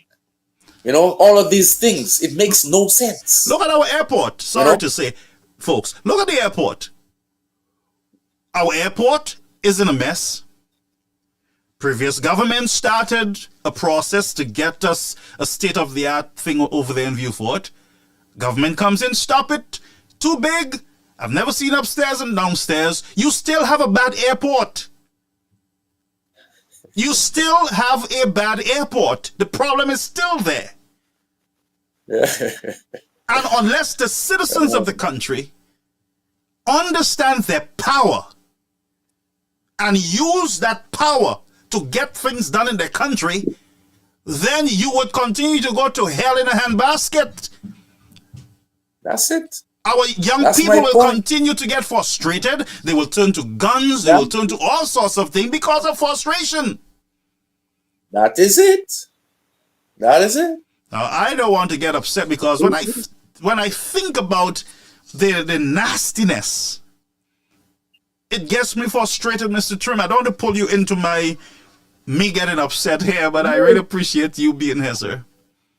I have children of my own, and I can see it. It bothers me. I have a business. It bothers me. You know? So I know what it is. I know. Yeah. I don't. You do wrong, you do bad. I will say that you did bad. You did good, I'll say you did good. You know, but I ain't gonna watch you. You may be my child, my brother, whoever, my mother, my father, and you're doing the wrong. I will tell you what you're doing is wrong. That's what we're supposed to do. Not because you're close relative to me, I'm gonna back you up. You know what I'm saying? Because we want good. We don't want bad. All the noise we're keeping, you know, is because we want good for the country. We want our children, our grandchildren to prosper. We don't want to just give them billions of dollars in debt and there is nothing to show. They still got to come back and build a proper airport or hospital or build bridges and bigger road networks and canals. We should be doing that for them. That's right. But we're not building anything. They got to come back, pay our debt. And then they got to think about building bigger and stronger infrastructure in the country. We should already have a place for our fellas to drive their cars and have their sports, even our horses. We should have already have something. We have millions of dollars being spent all over the place, whether it's CIP, whatever it is. All that money should benefit the people. Don't tell me we can't find money to get the horses located somewhere so you guys can be happy. And you can train other young people, teach them some discipline. Because that's what sporting does. It disciplines the mind. Discipline. That's what it brings. It brings discipline. Without discipline, you can't be a good person or woman. Sports takes discipline.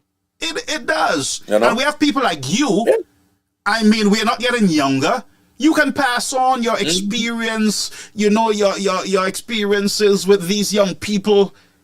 You can have them under your wings, teaching them. DSH was I believe it was a good thing. I mean, it brought some experience. It brought the opportunity so that you can learn new things. You can, you know, be exposed to certain things. And that in itself is passing on knowledge. Knowledge That's is right. power. Mm-hmm. I'm tired of this nastiness, to tell the truth. And I don't want to hear any government minister telling me it was this government. I don't know. You better find out. You better get to know and start doing something. Get some backhoe. You speak with the horsemen and the vehicle owners, and you better get them together and get something in place. That's right. We no longer want to hear you don't know. Because you know what? We're getting it done. We're getting it done for the people that come in the briefcase of money. We know. You know? We know when we know. So why not do it for our people, our youth? Do something to better for our the youth. generation coming. You know, put that money into the youth, into the generations coming ahead. And that's why we should spend our money on these just generation of our young people. Not playing games as old men. Some of us have arthritis. We can't see in one eye and blind the other. We go in. Just now we on one side. It's these young people that are going to come now and lead a broken nation. Either a broken nation or a corrupt nation. Yeah. We're going to hand them. That's it. That's it. I don't know, brother, but that's why we don't have the respect and the appreciation and these kind of things no more. You don't even see that no more. No, you don't. You know, it's everything turned to the opposite, the wrong side. Not what I was taught when I was everything is sour. Everybody is angry at each other. Everything. People even no longer have manners. The littlest one. Even the littlest one have some rages sometimes. You'll be surprised. Jesus. Toddlers.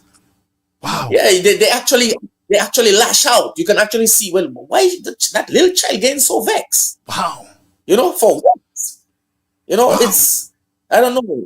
I said demons taking over this place, man. When I see children acting like that, first thing I ask them, even here in the United States, when I see them, I ask them, are you paying bills? Do you have to pay rent? Do you have a mortgage? Why are you so angry so early? What That's they the first thing I ask them. up. Even in church, when they start acting, and I say, stop. How much bill you paying? Who paying your phone bill? What's your responsibility? What's your responsibility? You're so angry. Like you said, man, like the devil in hell. The youth have been driven right now. Yeah. Man. They've been driven. There's some forces driving those children to bring them way down, to take their lives away from them. And again, these disciplines that you're talking about, the sports, would help. Very much. It would help. That's why you need strong leadership. Because check this out. Look at it well. You find that connection, that bond between yourself and a powerful animal like a horse. As a young person growing up, be it female or male, be it young lady or young gentleman, you tend to, you have love for that animal and you're taking care of that animal.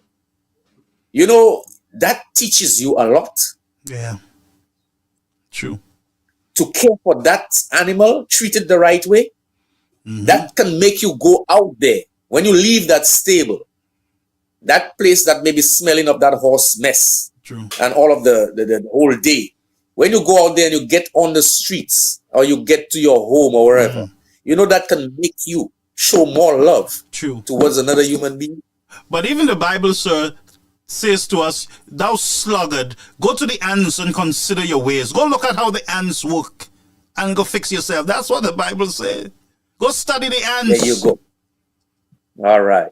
Huh? All right. Yes, so you're right. You know, dealing with animals, caring for them, you know, help us even to care for human beings and have respect for life, you know, on a whole. You know, my brother used to do it before he passed away, and he passed away, and then they came across to me, and I was doing it, is giving autistic children therapy on horseback.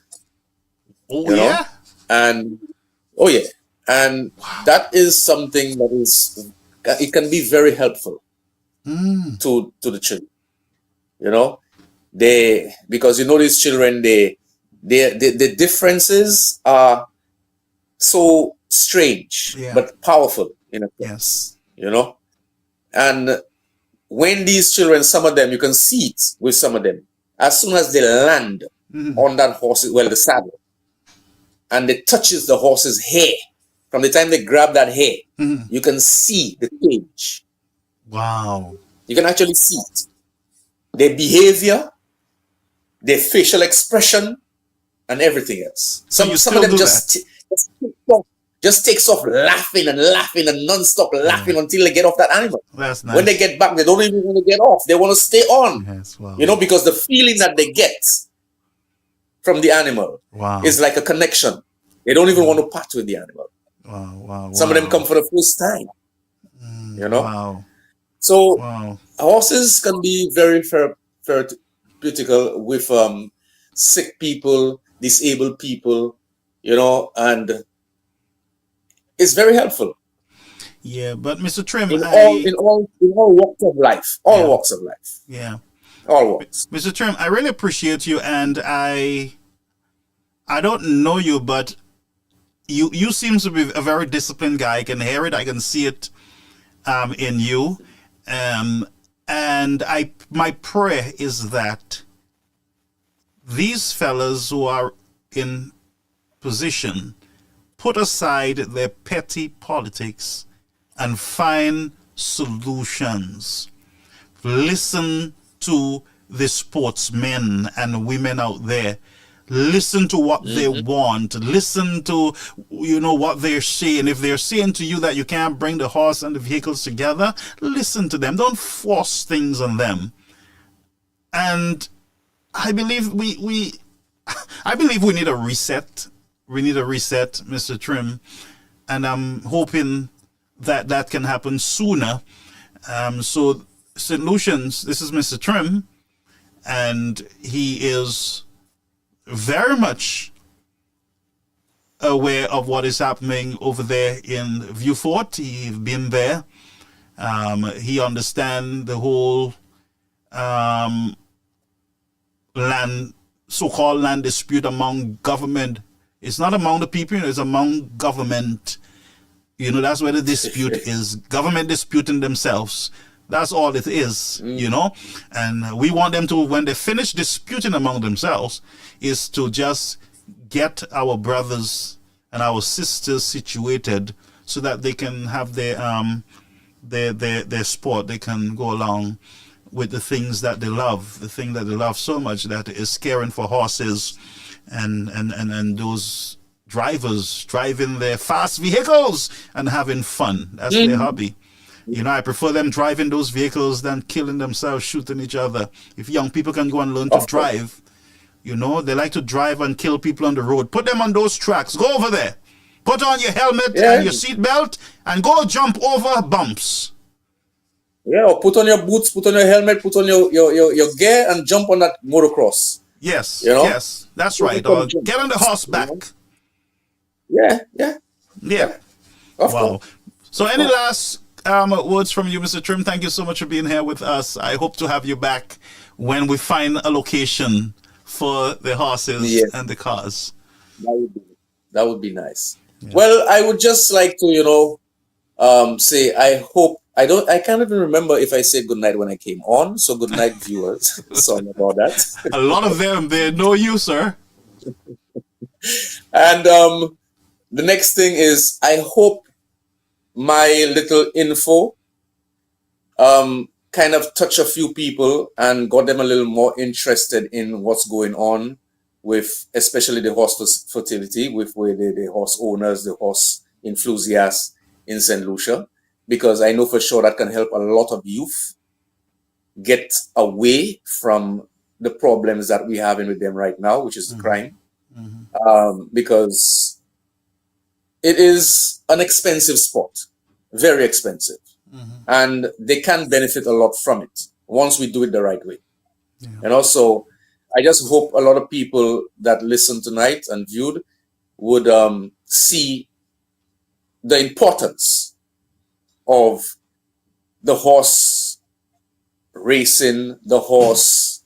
I'm not just into racing, I'm into events like gymkhanas, show jumping, all of these things I want to implement in the horse business here in St. Lucia, sporting business, so that the youth can get involved. Because not everybody that can be a jockey.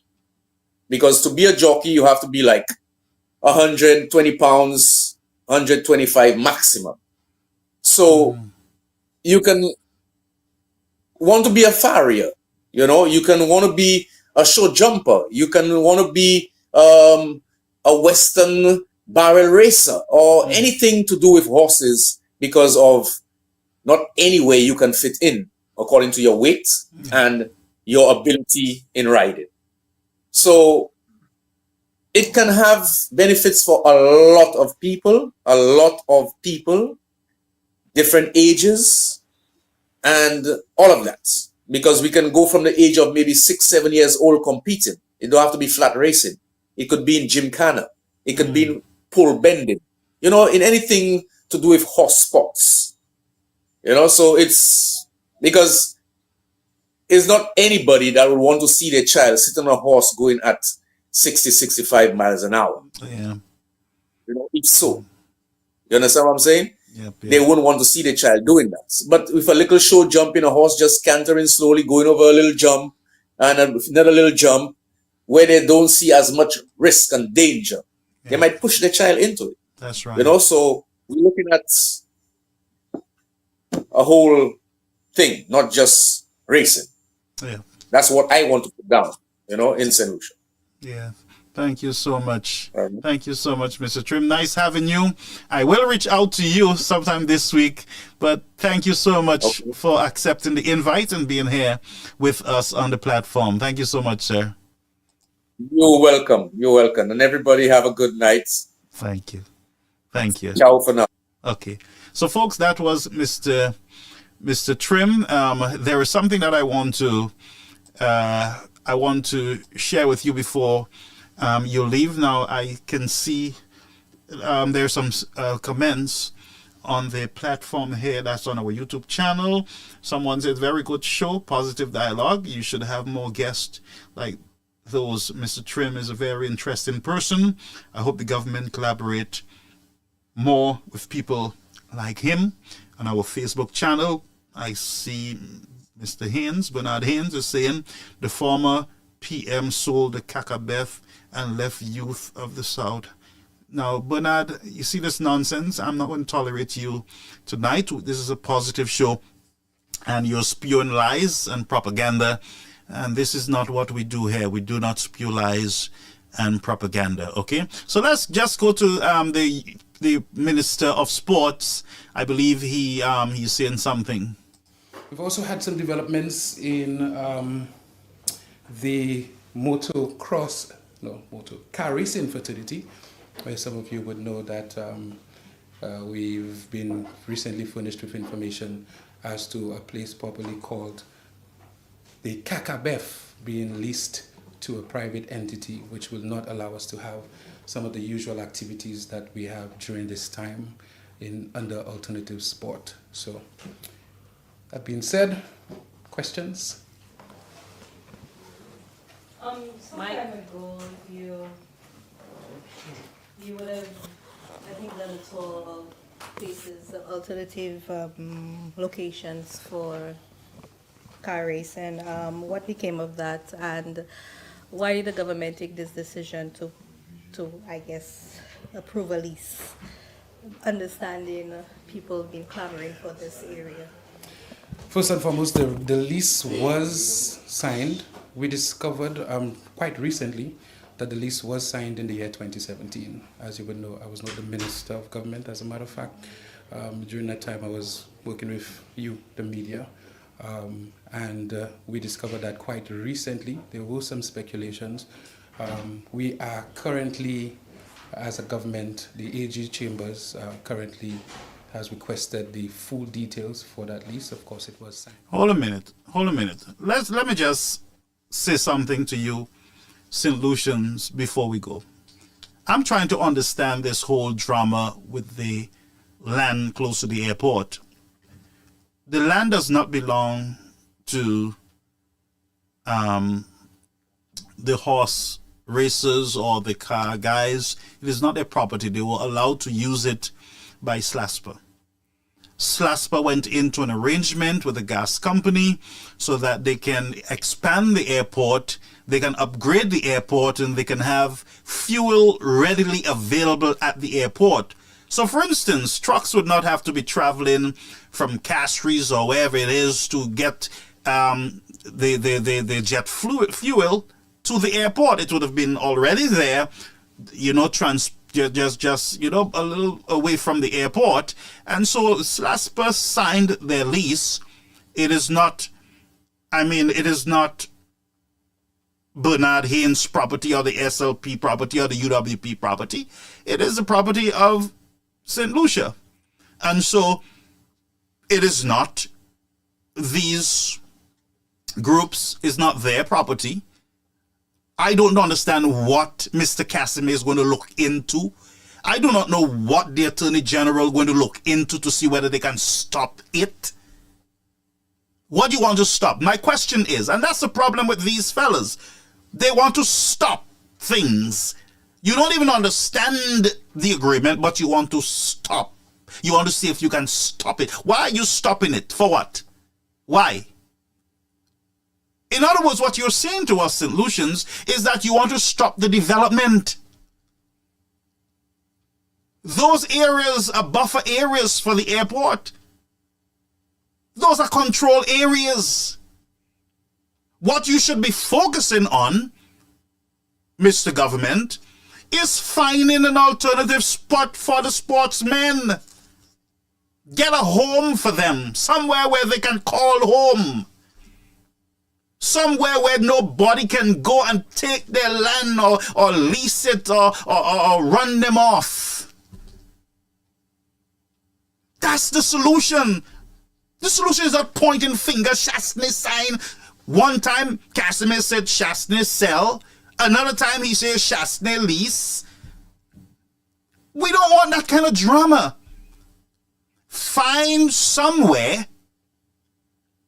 And we saw, and I will show you again, St. Lucia, I will show you again where the Island Shasta government started right away looking for an alternative place, another place. In other words, you gotta pour a lot côté pour mettre ces moun-là. So in other words, they were not just going to remove the fellas from the CACABEF. They were going to provide them with a home, a permanent home. There it is on the screen.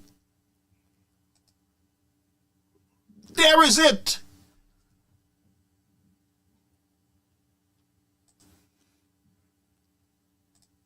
There you have it right there, folks. St. Lucians. Don't allow these people to malmene your cerveau, to play with you, play with your minds. Huh?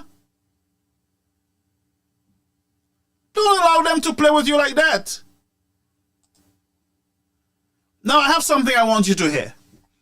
Now, you heard Mr. Casimir a minute ago said to you that it was leased.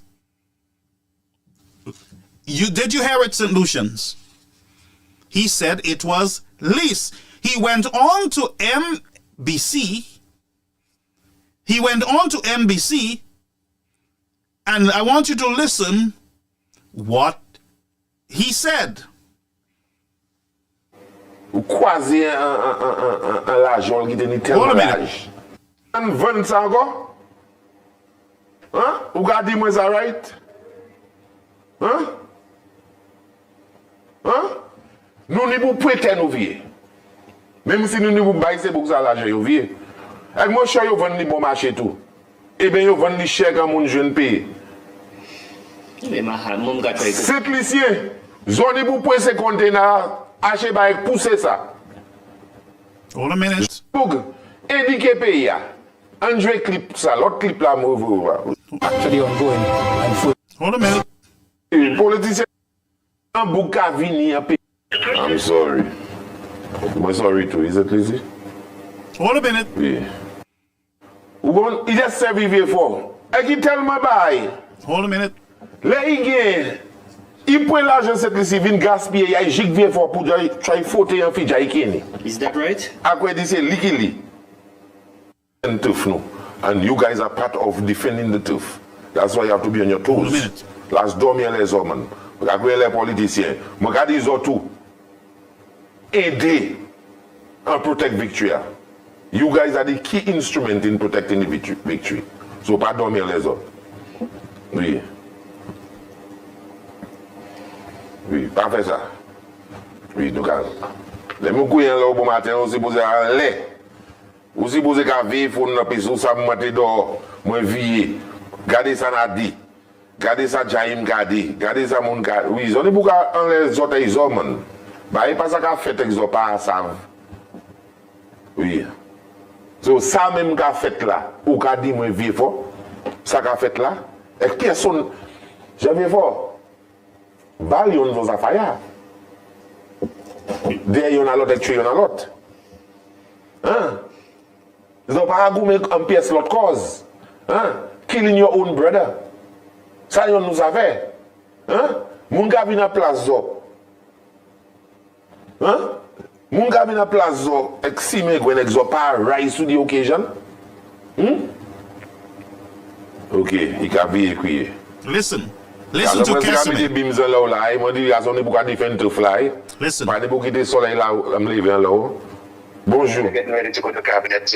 No, ça c'est cabinet. Moi, ça veut pas cabinet. But moi, that's la irate. Because I notice a pattern. I notice in view for the CACABEF has been sold. Is that a fact? A part of the CACABEF. Yes, we have been sold. It was sold, I think, in 2017. And that's a year after UWP came on street. So, hold a minute, Lucians. Hold a minute. Don't leave. Listen. Almost immediately upon given that responsibility, we endeavored to speak to the car racing fraternity on a proper venue. And I say proper because we are currently, as a government, the AG Chambers currently has requested the full details for that lease. Of course, it was signed with SLASPA. So right there, Mr. Casimir, the Minister of Youth and Sports, says to St. Lucians that is on Monday past that the property was leased by SLASPA. Now listen to me carefully, and I'm showing you deception and misinformation. He calls in to Yadi's show. Yadi asked him to confirm that the property was sold. Listen again. Yes. And it was sold when they switched from... Wait. Listen. Huh? Munga bina plazo exime gwen exopa rise to the occasion. Ok, il a bien écrit. Quand je me mette bims là, il m'a dit à son époque à defend to fly. Pas de beaucoup de soleil là. This is Mr. Casimir. Bonjour. Minister of Youth. Non, ça c'est cabinet. Moi, ça veut pas cabinet. But moi, that's la irate. Because I notice a pattern.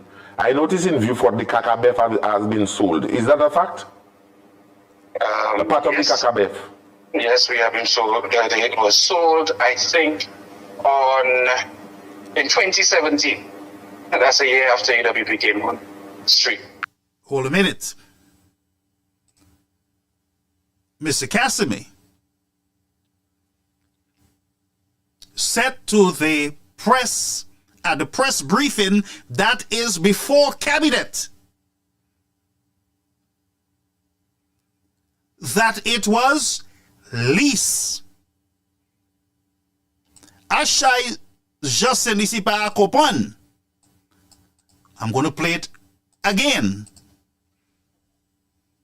Government, the AG Chambers currently has requested the full details for that lease. Of course, it was signed with SLASPA, and so we will find some more information from SLASPA in the coming week on what actually happened, why that lease was signed by the previous administration.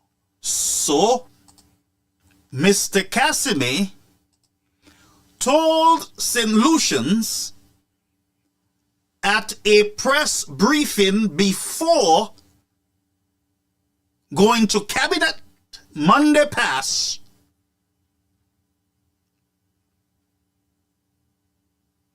that was yesterday. That was the 2nd of December. That the land was leased by SLASPA when the UWP came into power. He said it was 2017, if I'm correct. Hold your horses. Let's go back to MBC. My friend Yadi's program. Listen, on the same day, that was yesterday, the 2nd of December. Listen again. Yes. As a government. And it was sold when they switched from the PPP, or how they call it, to taking we over. Had private public partnership for the airport, in which we as a government would not have had to use our money. They came in pretty much. I think the young people are very irate about that, and one of the first things they did, and they knew they had done it, they didn't announce it to the individuals that used that area for huge social events from December into February, National Day to Independence. They never explained that to the people at all. And I mean, right now, when I came in, we started the process of developing the motor racing industry. We developed the alternative sports sector. We had for the first time a national team traveling. Yes. As a government. And it was sold when they switched from the PPP, or how they call it, to taking we over. Had private PS lot cause. Huh? Killing your own brother. Listen again, folks. Mungabina plazo. Huh?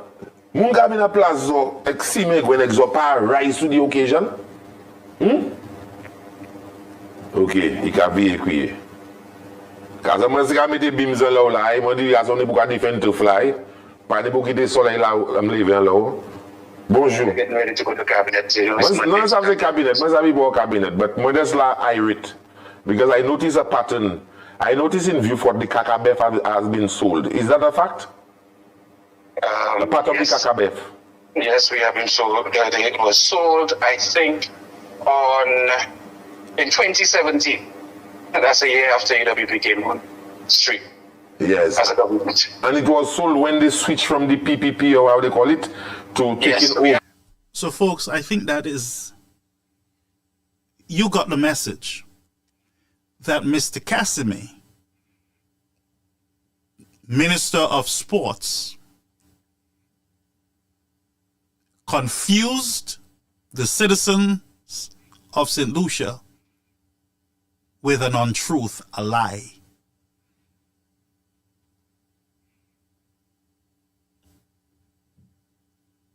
First of all, I want Mr. Casimir, Minister of Government, to apologize or clarify why he, as a government minister,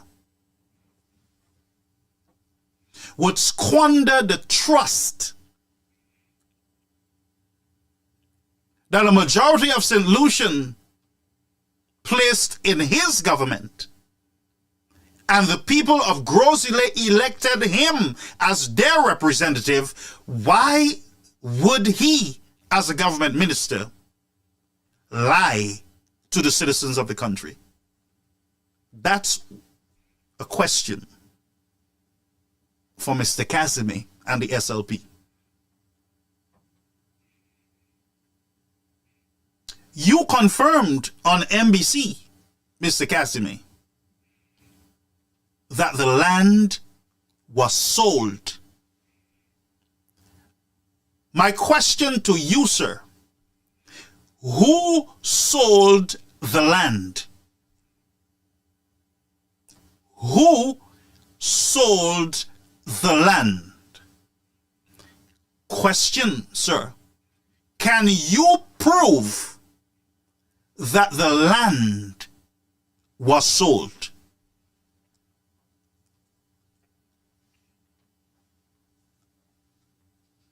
You confirmed.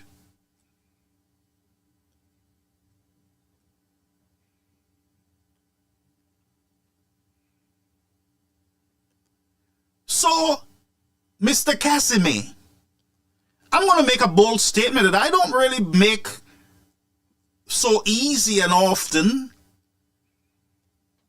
This left me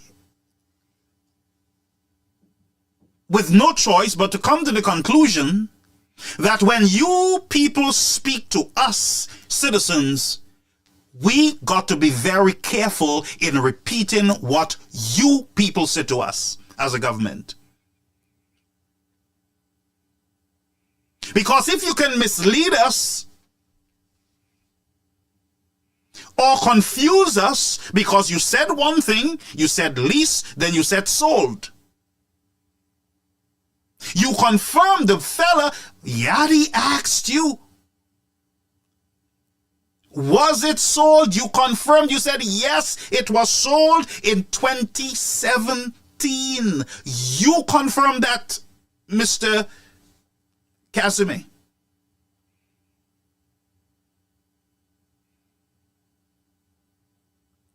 Then you said to the press conference after that the documents are being reviewed by the Attorney General, the lease document. That's what you said. So if it was sold, it should be sold. It should be deeds that you're looking at. Deeds of sales, transfer of ownership. That's what you should have been reviewing. But you said that you're the Attorney General of St. Lucia. He is reviewing lease documents. Which one is it? Which one is it, Mr. Casimir? Is the Attorney General reviewing a zombie document, which is a sale that doesn't exist? Or is he reviewing a lease document? And if you guys stop the airport for investigations, and your investigation did not capture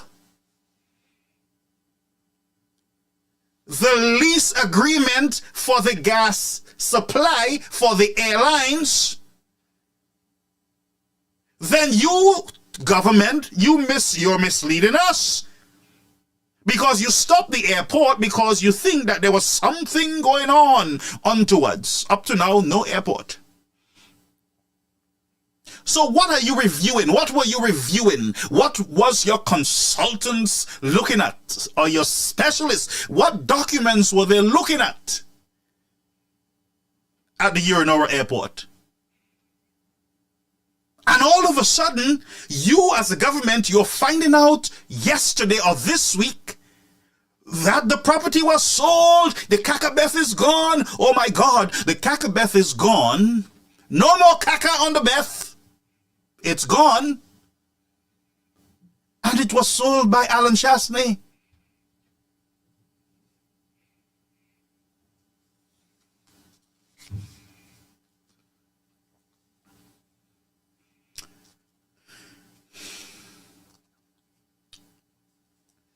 Before we disconnect this program, St. Lucians, I want you to let's take a break so I can breathe, and then we'll come back. At Great Vision Designs, we value our customers and provide cutting-edge customer service. Great Vision Designs specializes in television broadcasting and live streaming of funerals, sports events, weddings, meetings, shows, and more. Call us today at 722-6542 or 726-9914 or follow us on Facebook and YouTube. Great Vision Designs, coverage you can count on.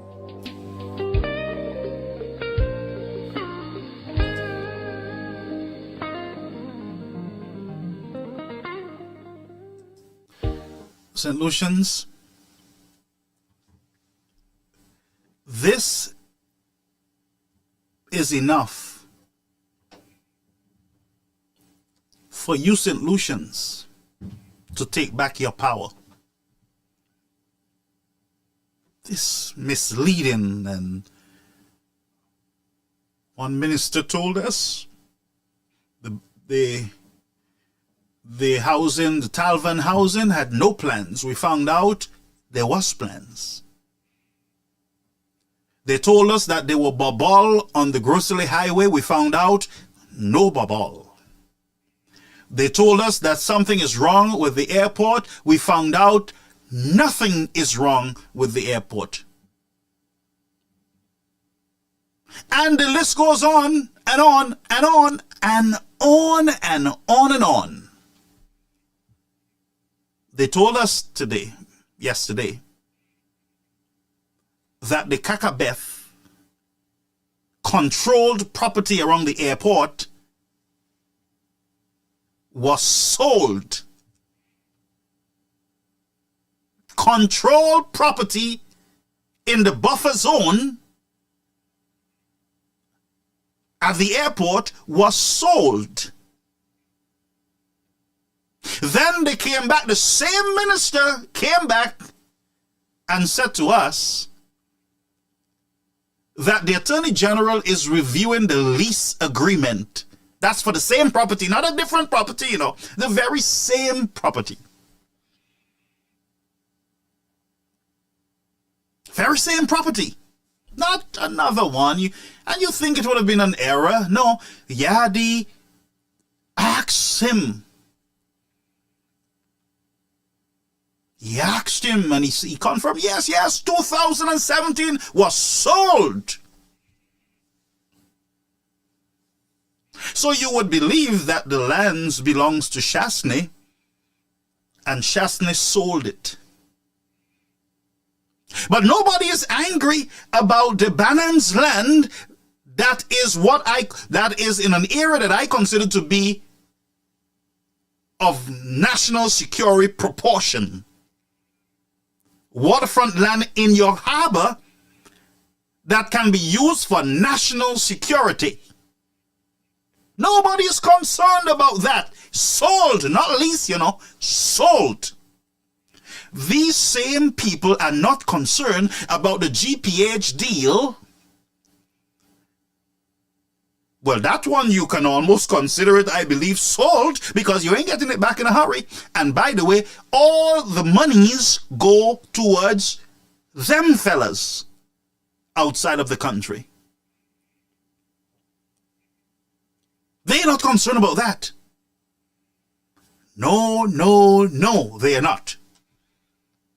They are not concerned about Galaxy or BMAX. They're not concerned about those things. But they're concerned about the CACABEF. Sold. And what the children of Viewfort are going to do? Oh, the children of Viewfort, they use that land. What is the children of Viewfort going to do? The CACABEF is gone. Sold.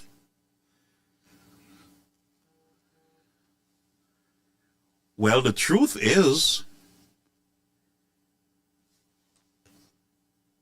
I would ask whoever is talking about what the children would do, what was the children doing at the CACABEF? What sports, what sporting activity did the children, did they play hide and seek at the CACABEF? Did they play Ring Around the Roses? Or I Am a Girl Without a Boy? Mwekawiye? In the river, on the bank? What sport did they play? Daddy and mommy? So what is the young people going to do? The CACABEF is gone. Sold by Chasney.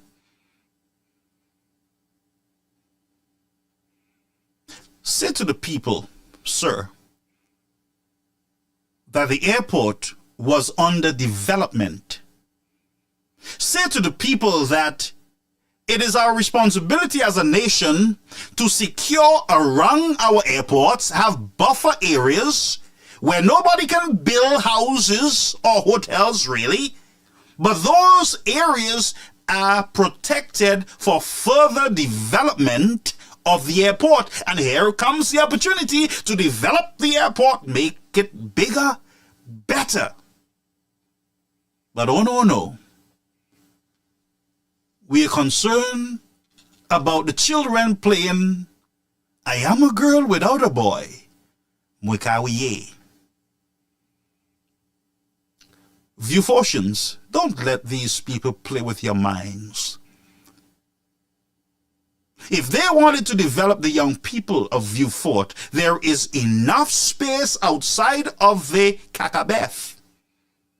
There's enough ghettos that they can develop. There's enough toilets that they can build, flushing toilets and proper homes. There is enough sporting facility that they can build, multipurpose centers they can build for our young people, not the CACABEF. Are you so concerned about Viewfort? All of a sudden?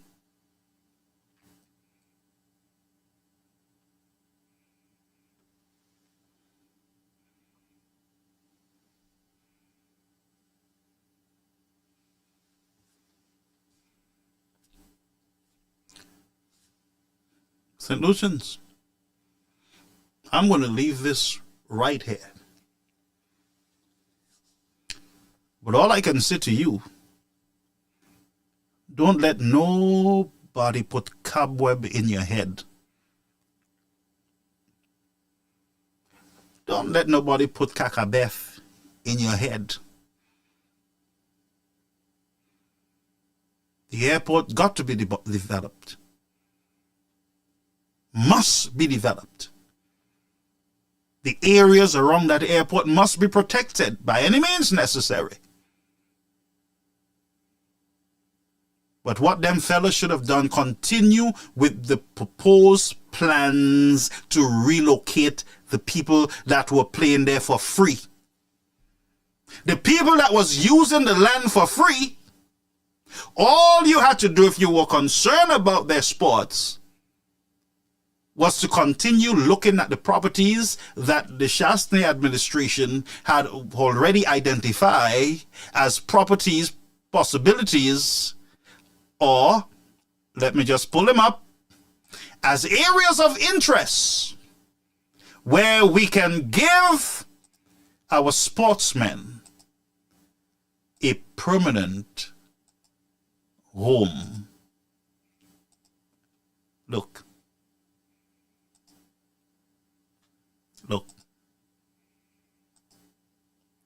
They sat there for over 4 years telling you Chasney, DSH, Chasney, and horse. And while they tell you about horse before hospitals, they were not even looking at our horse breeders and our sportsmen and women. Whether amateur or professionals, they never say to you, we are going to build something for our men and our women to groom their horses. They never said that to you. And that's the bluff. All they told you, DSH Pabo, Chasney Pabo, and the land, and the horse. But they're not telling the horsemen where they're going to put them. Now they jump on the car dealers, the car race fellas, and the race fellas are not having it. Because the race fellas know that them fellas are bluffing them. And they're trying to malmene their cervelle. Let me say to you folks, St. Lucians, are awake, and they shall not be played with. They are joining the Orange Movement. They are letting their voices, they are lifting their voices, and they are saying in unison, enough of your bluffs. We got you. Time for you to reckon with us, the people of the country. And so, my people, I wish you blessings. I start a new journey tomorrow morning, God's willing, at the Department of Education here in New York.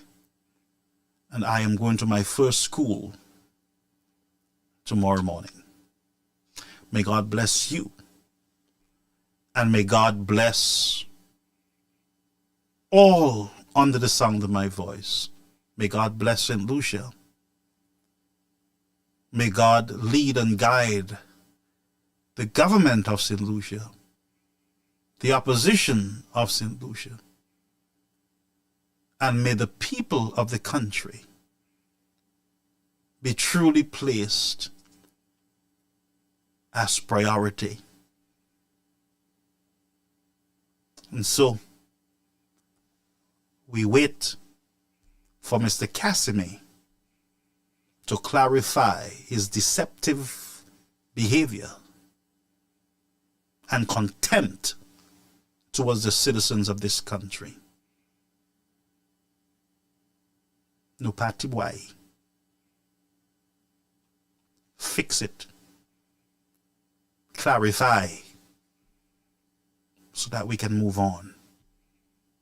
Folks, do have yourselves a beautiful, beautiful rest. And you can hardly see it in a corner because so many branches are out in the street. Okay. Kenny, say what they want. When Kenny Anthony was there, the roads were clean. You're going down the coast and you swear you're driving in Miami because the roads were clean. By the sides of the roads were clean. Everywhere was clean. Now if you see the state of the road going up north, you don't see the amount of holes going up north? Just recently I burst my tire in a hole going up north. The road in a deplorable, they said this is the year of instruction and we want some work done. This is nonsense. If we are getting money from the CIP, we are supposed to be doing roads, we are supposed to be doing stuff. Do things. And again I will say, Stevenson King, do something with the road. You are Minister of Infrastructure, do something. And Mr. PM, open your eyes. Open your eyes. Okay, caller. Thank you. All right. Oui. Nous avons technically Jaime. Now, going to say, our road are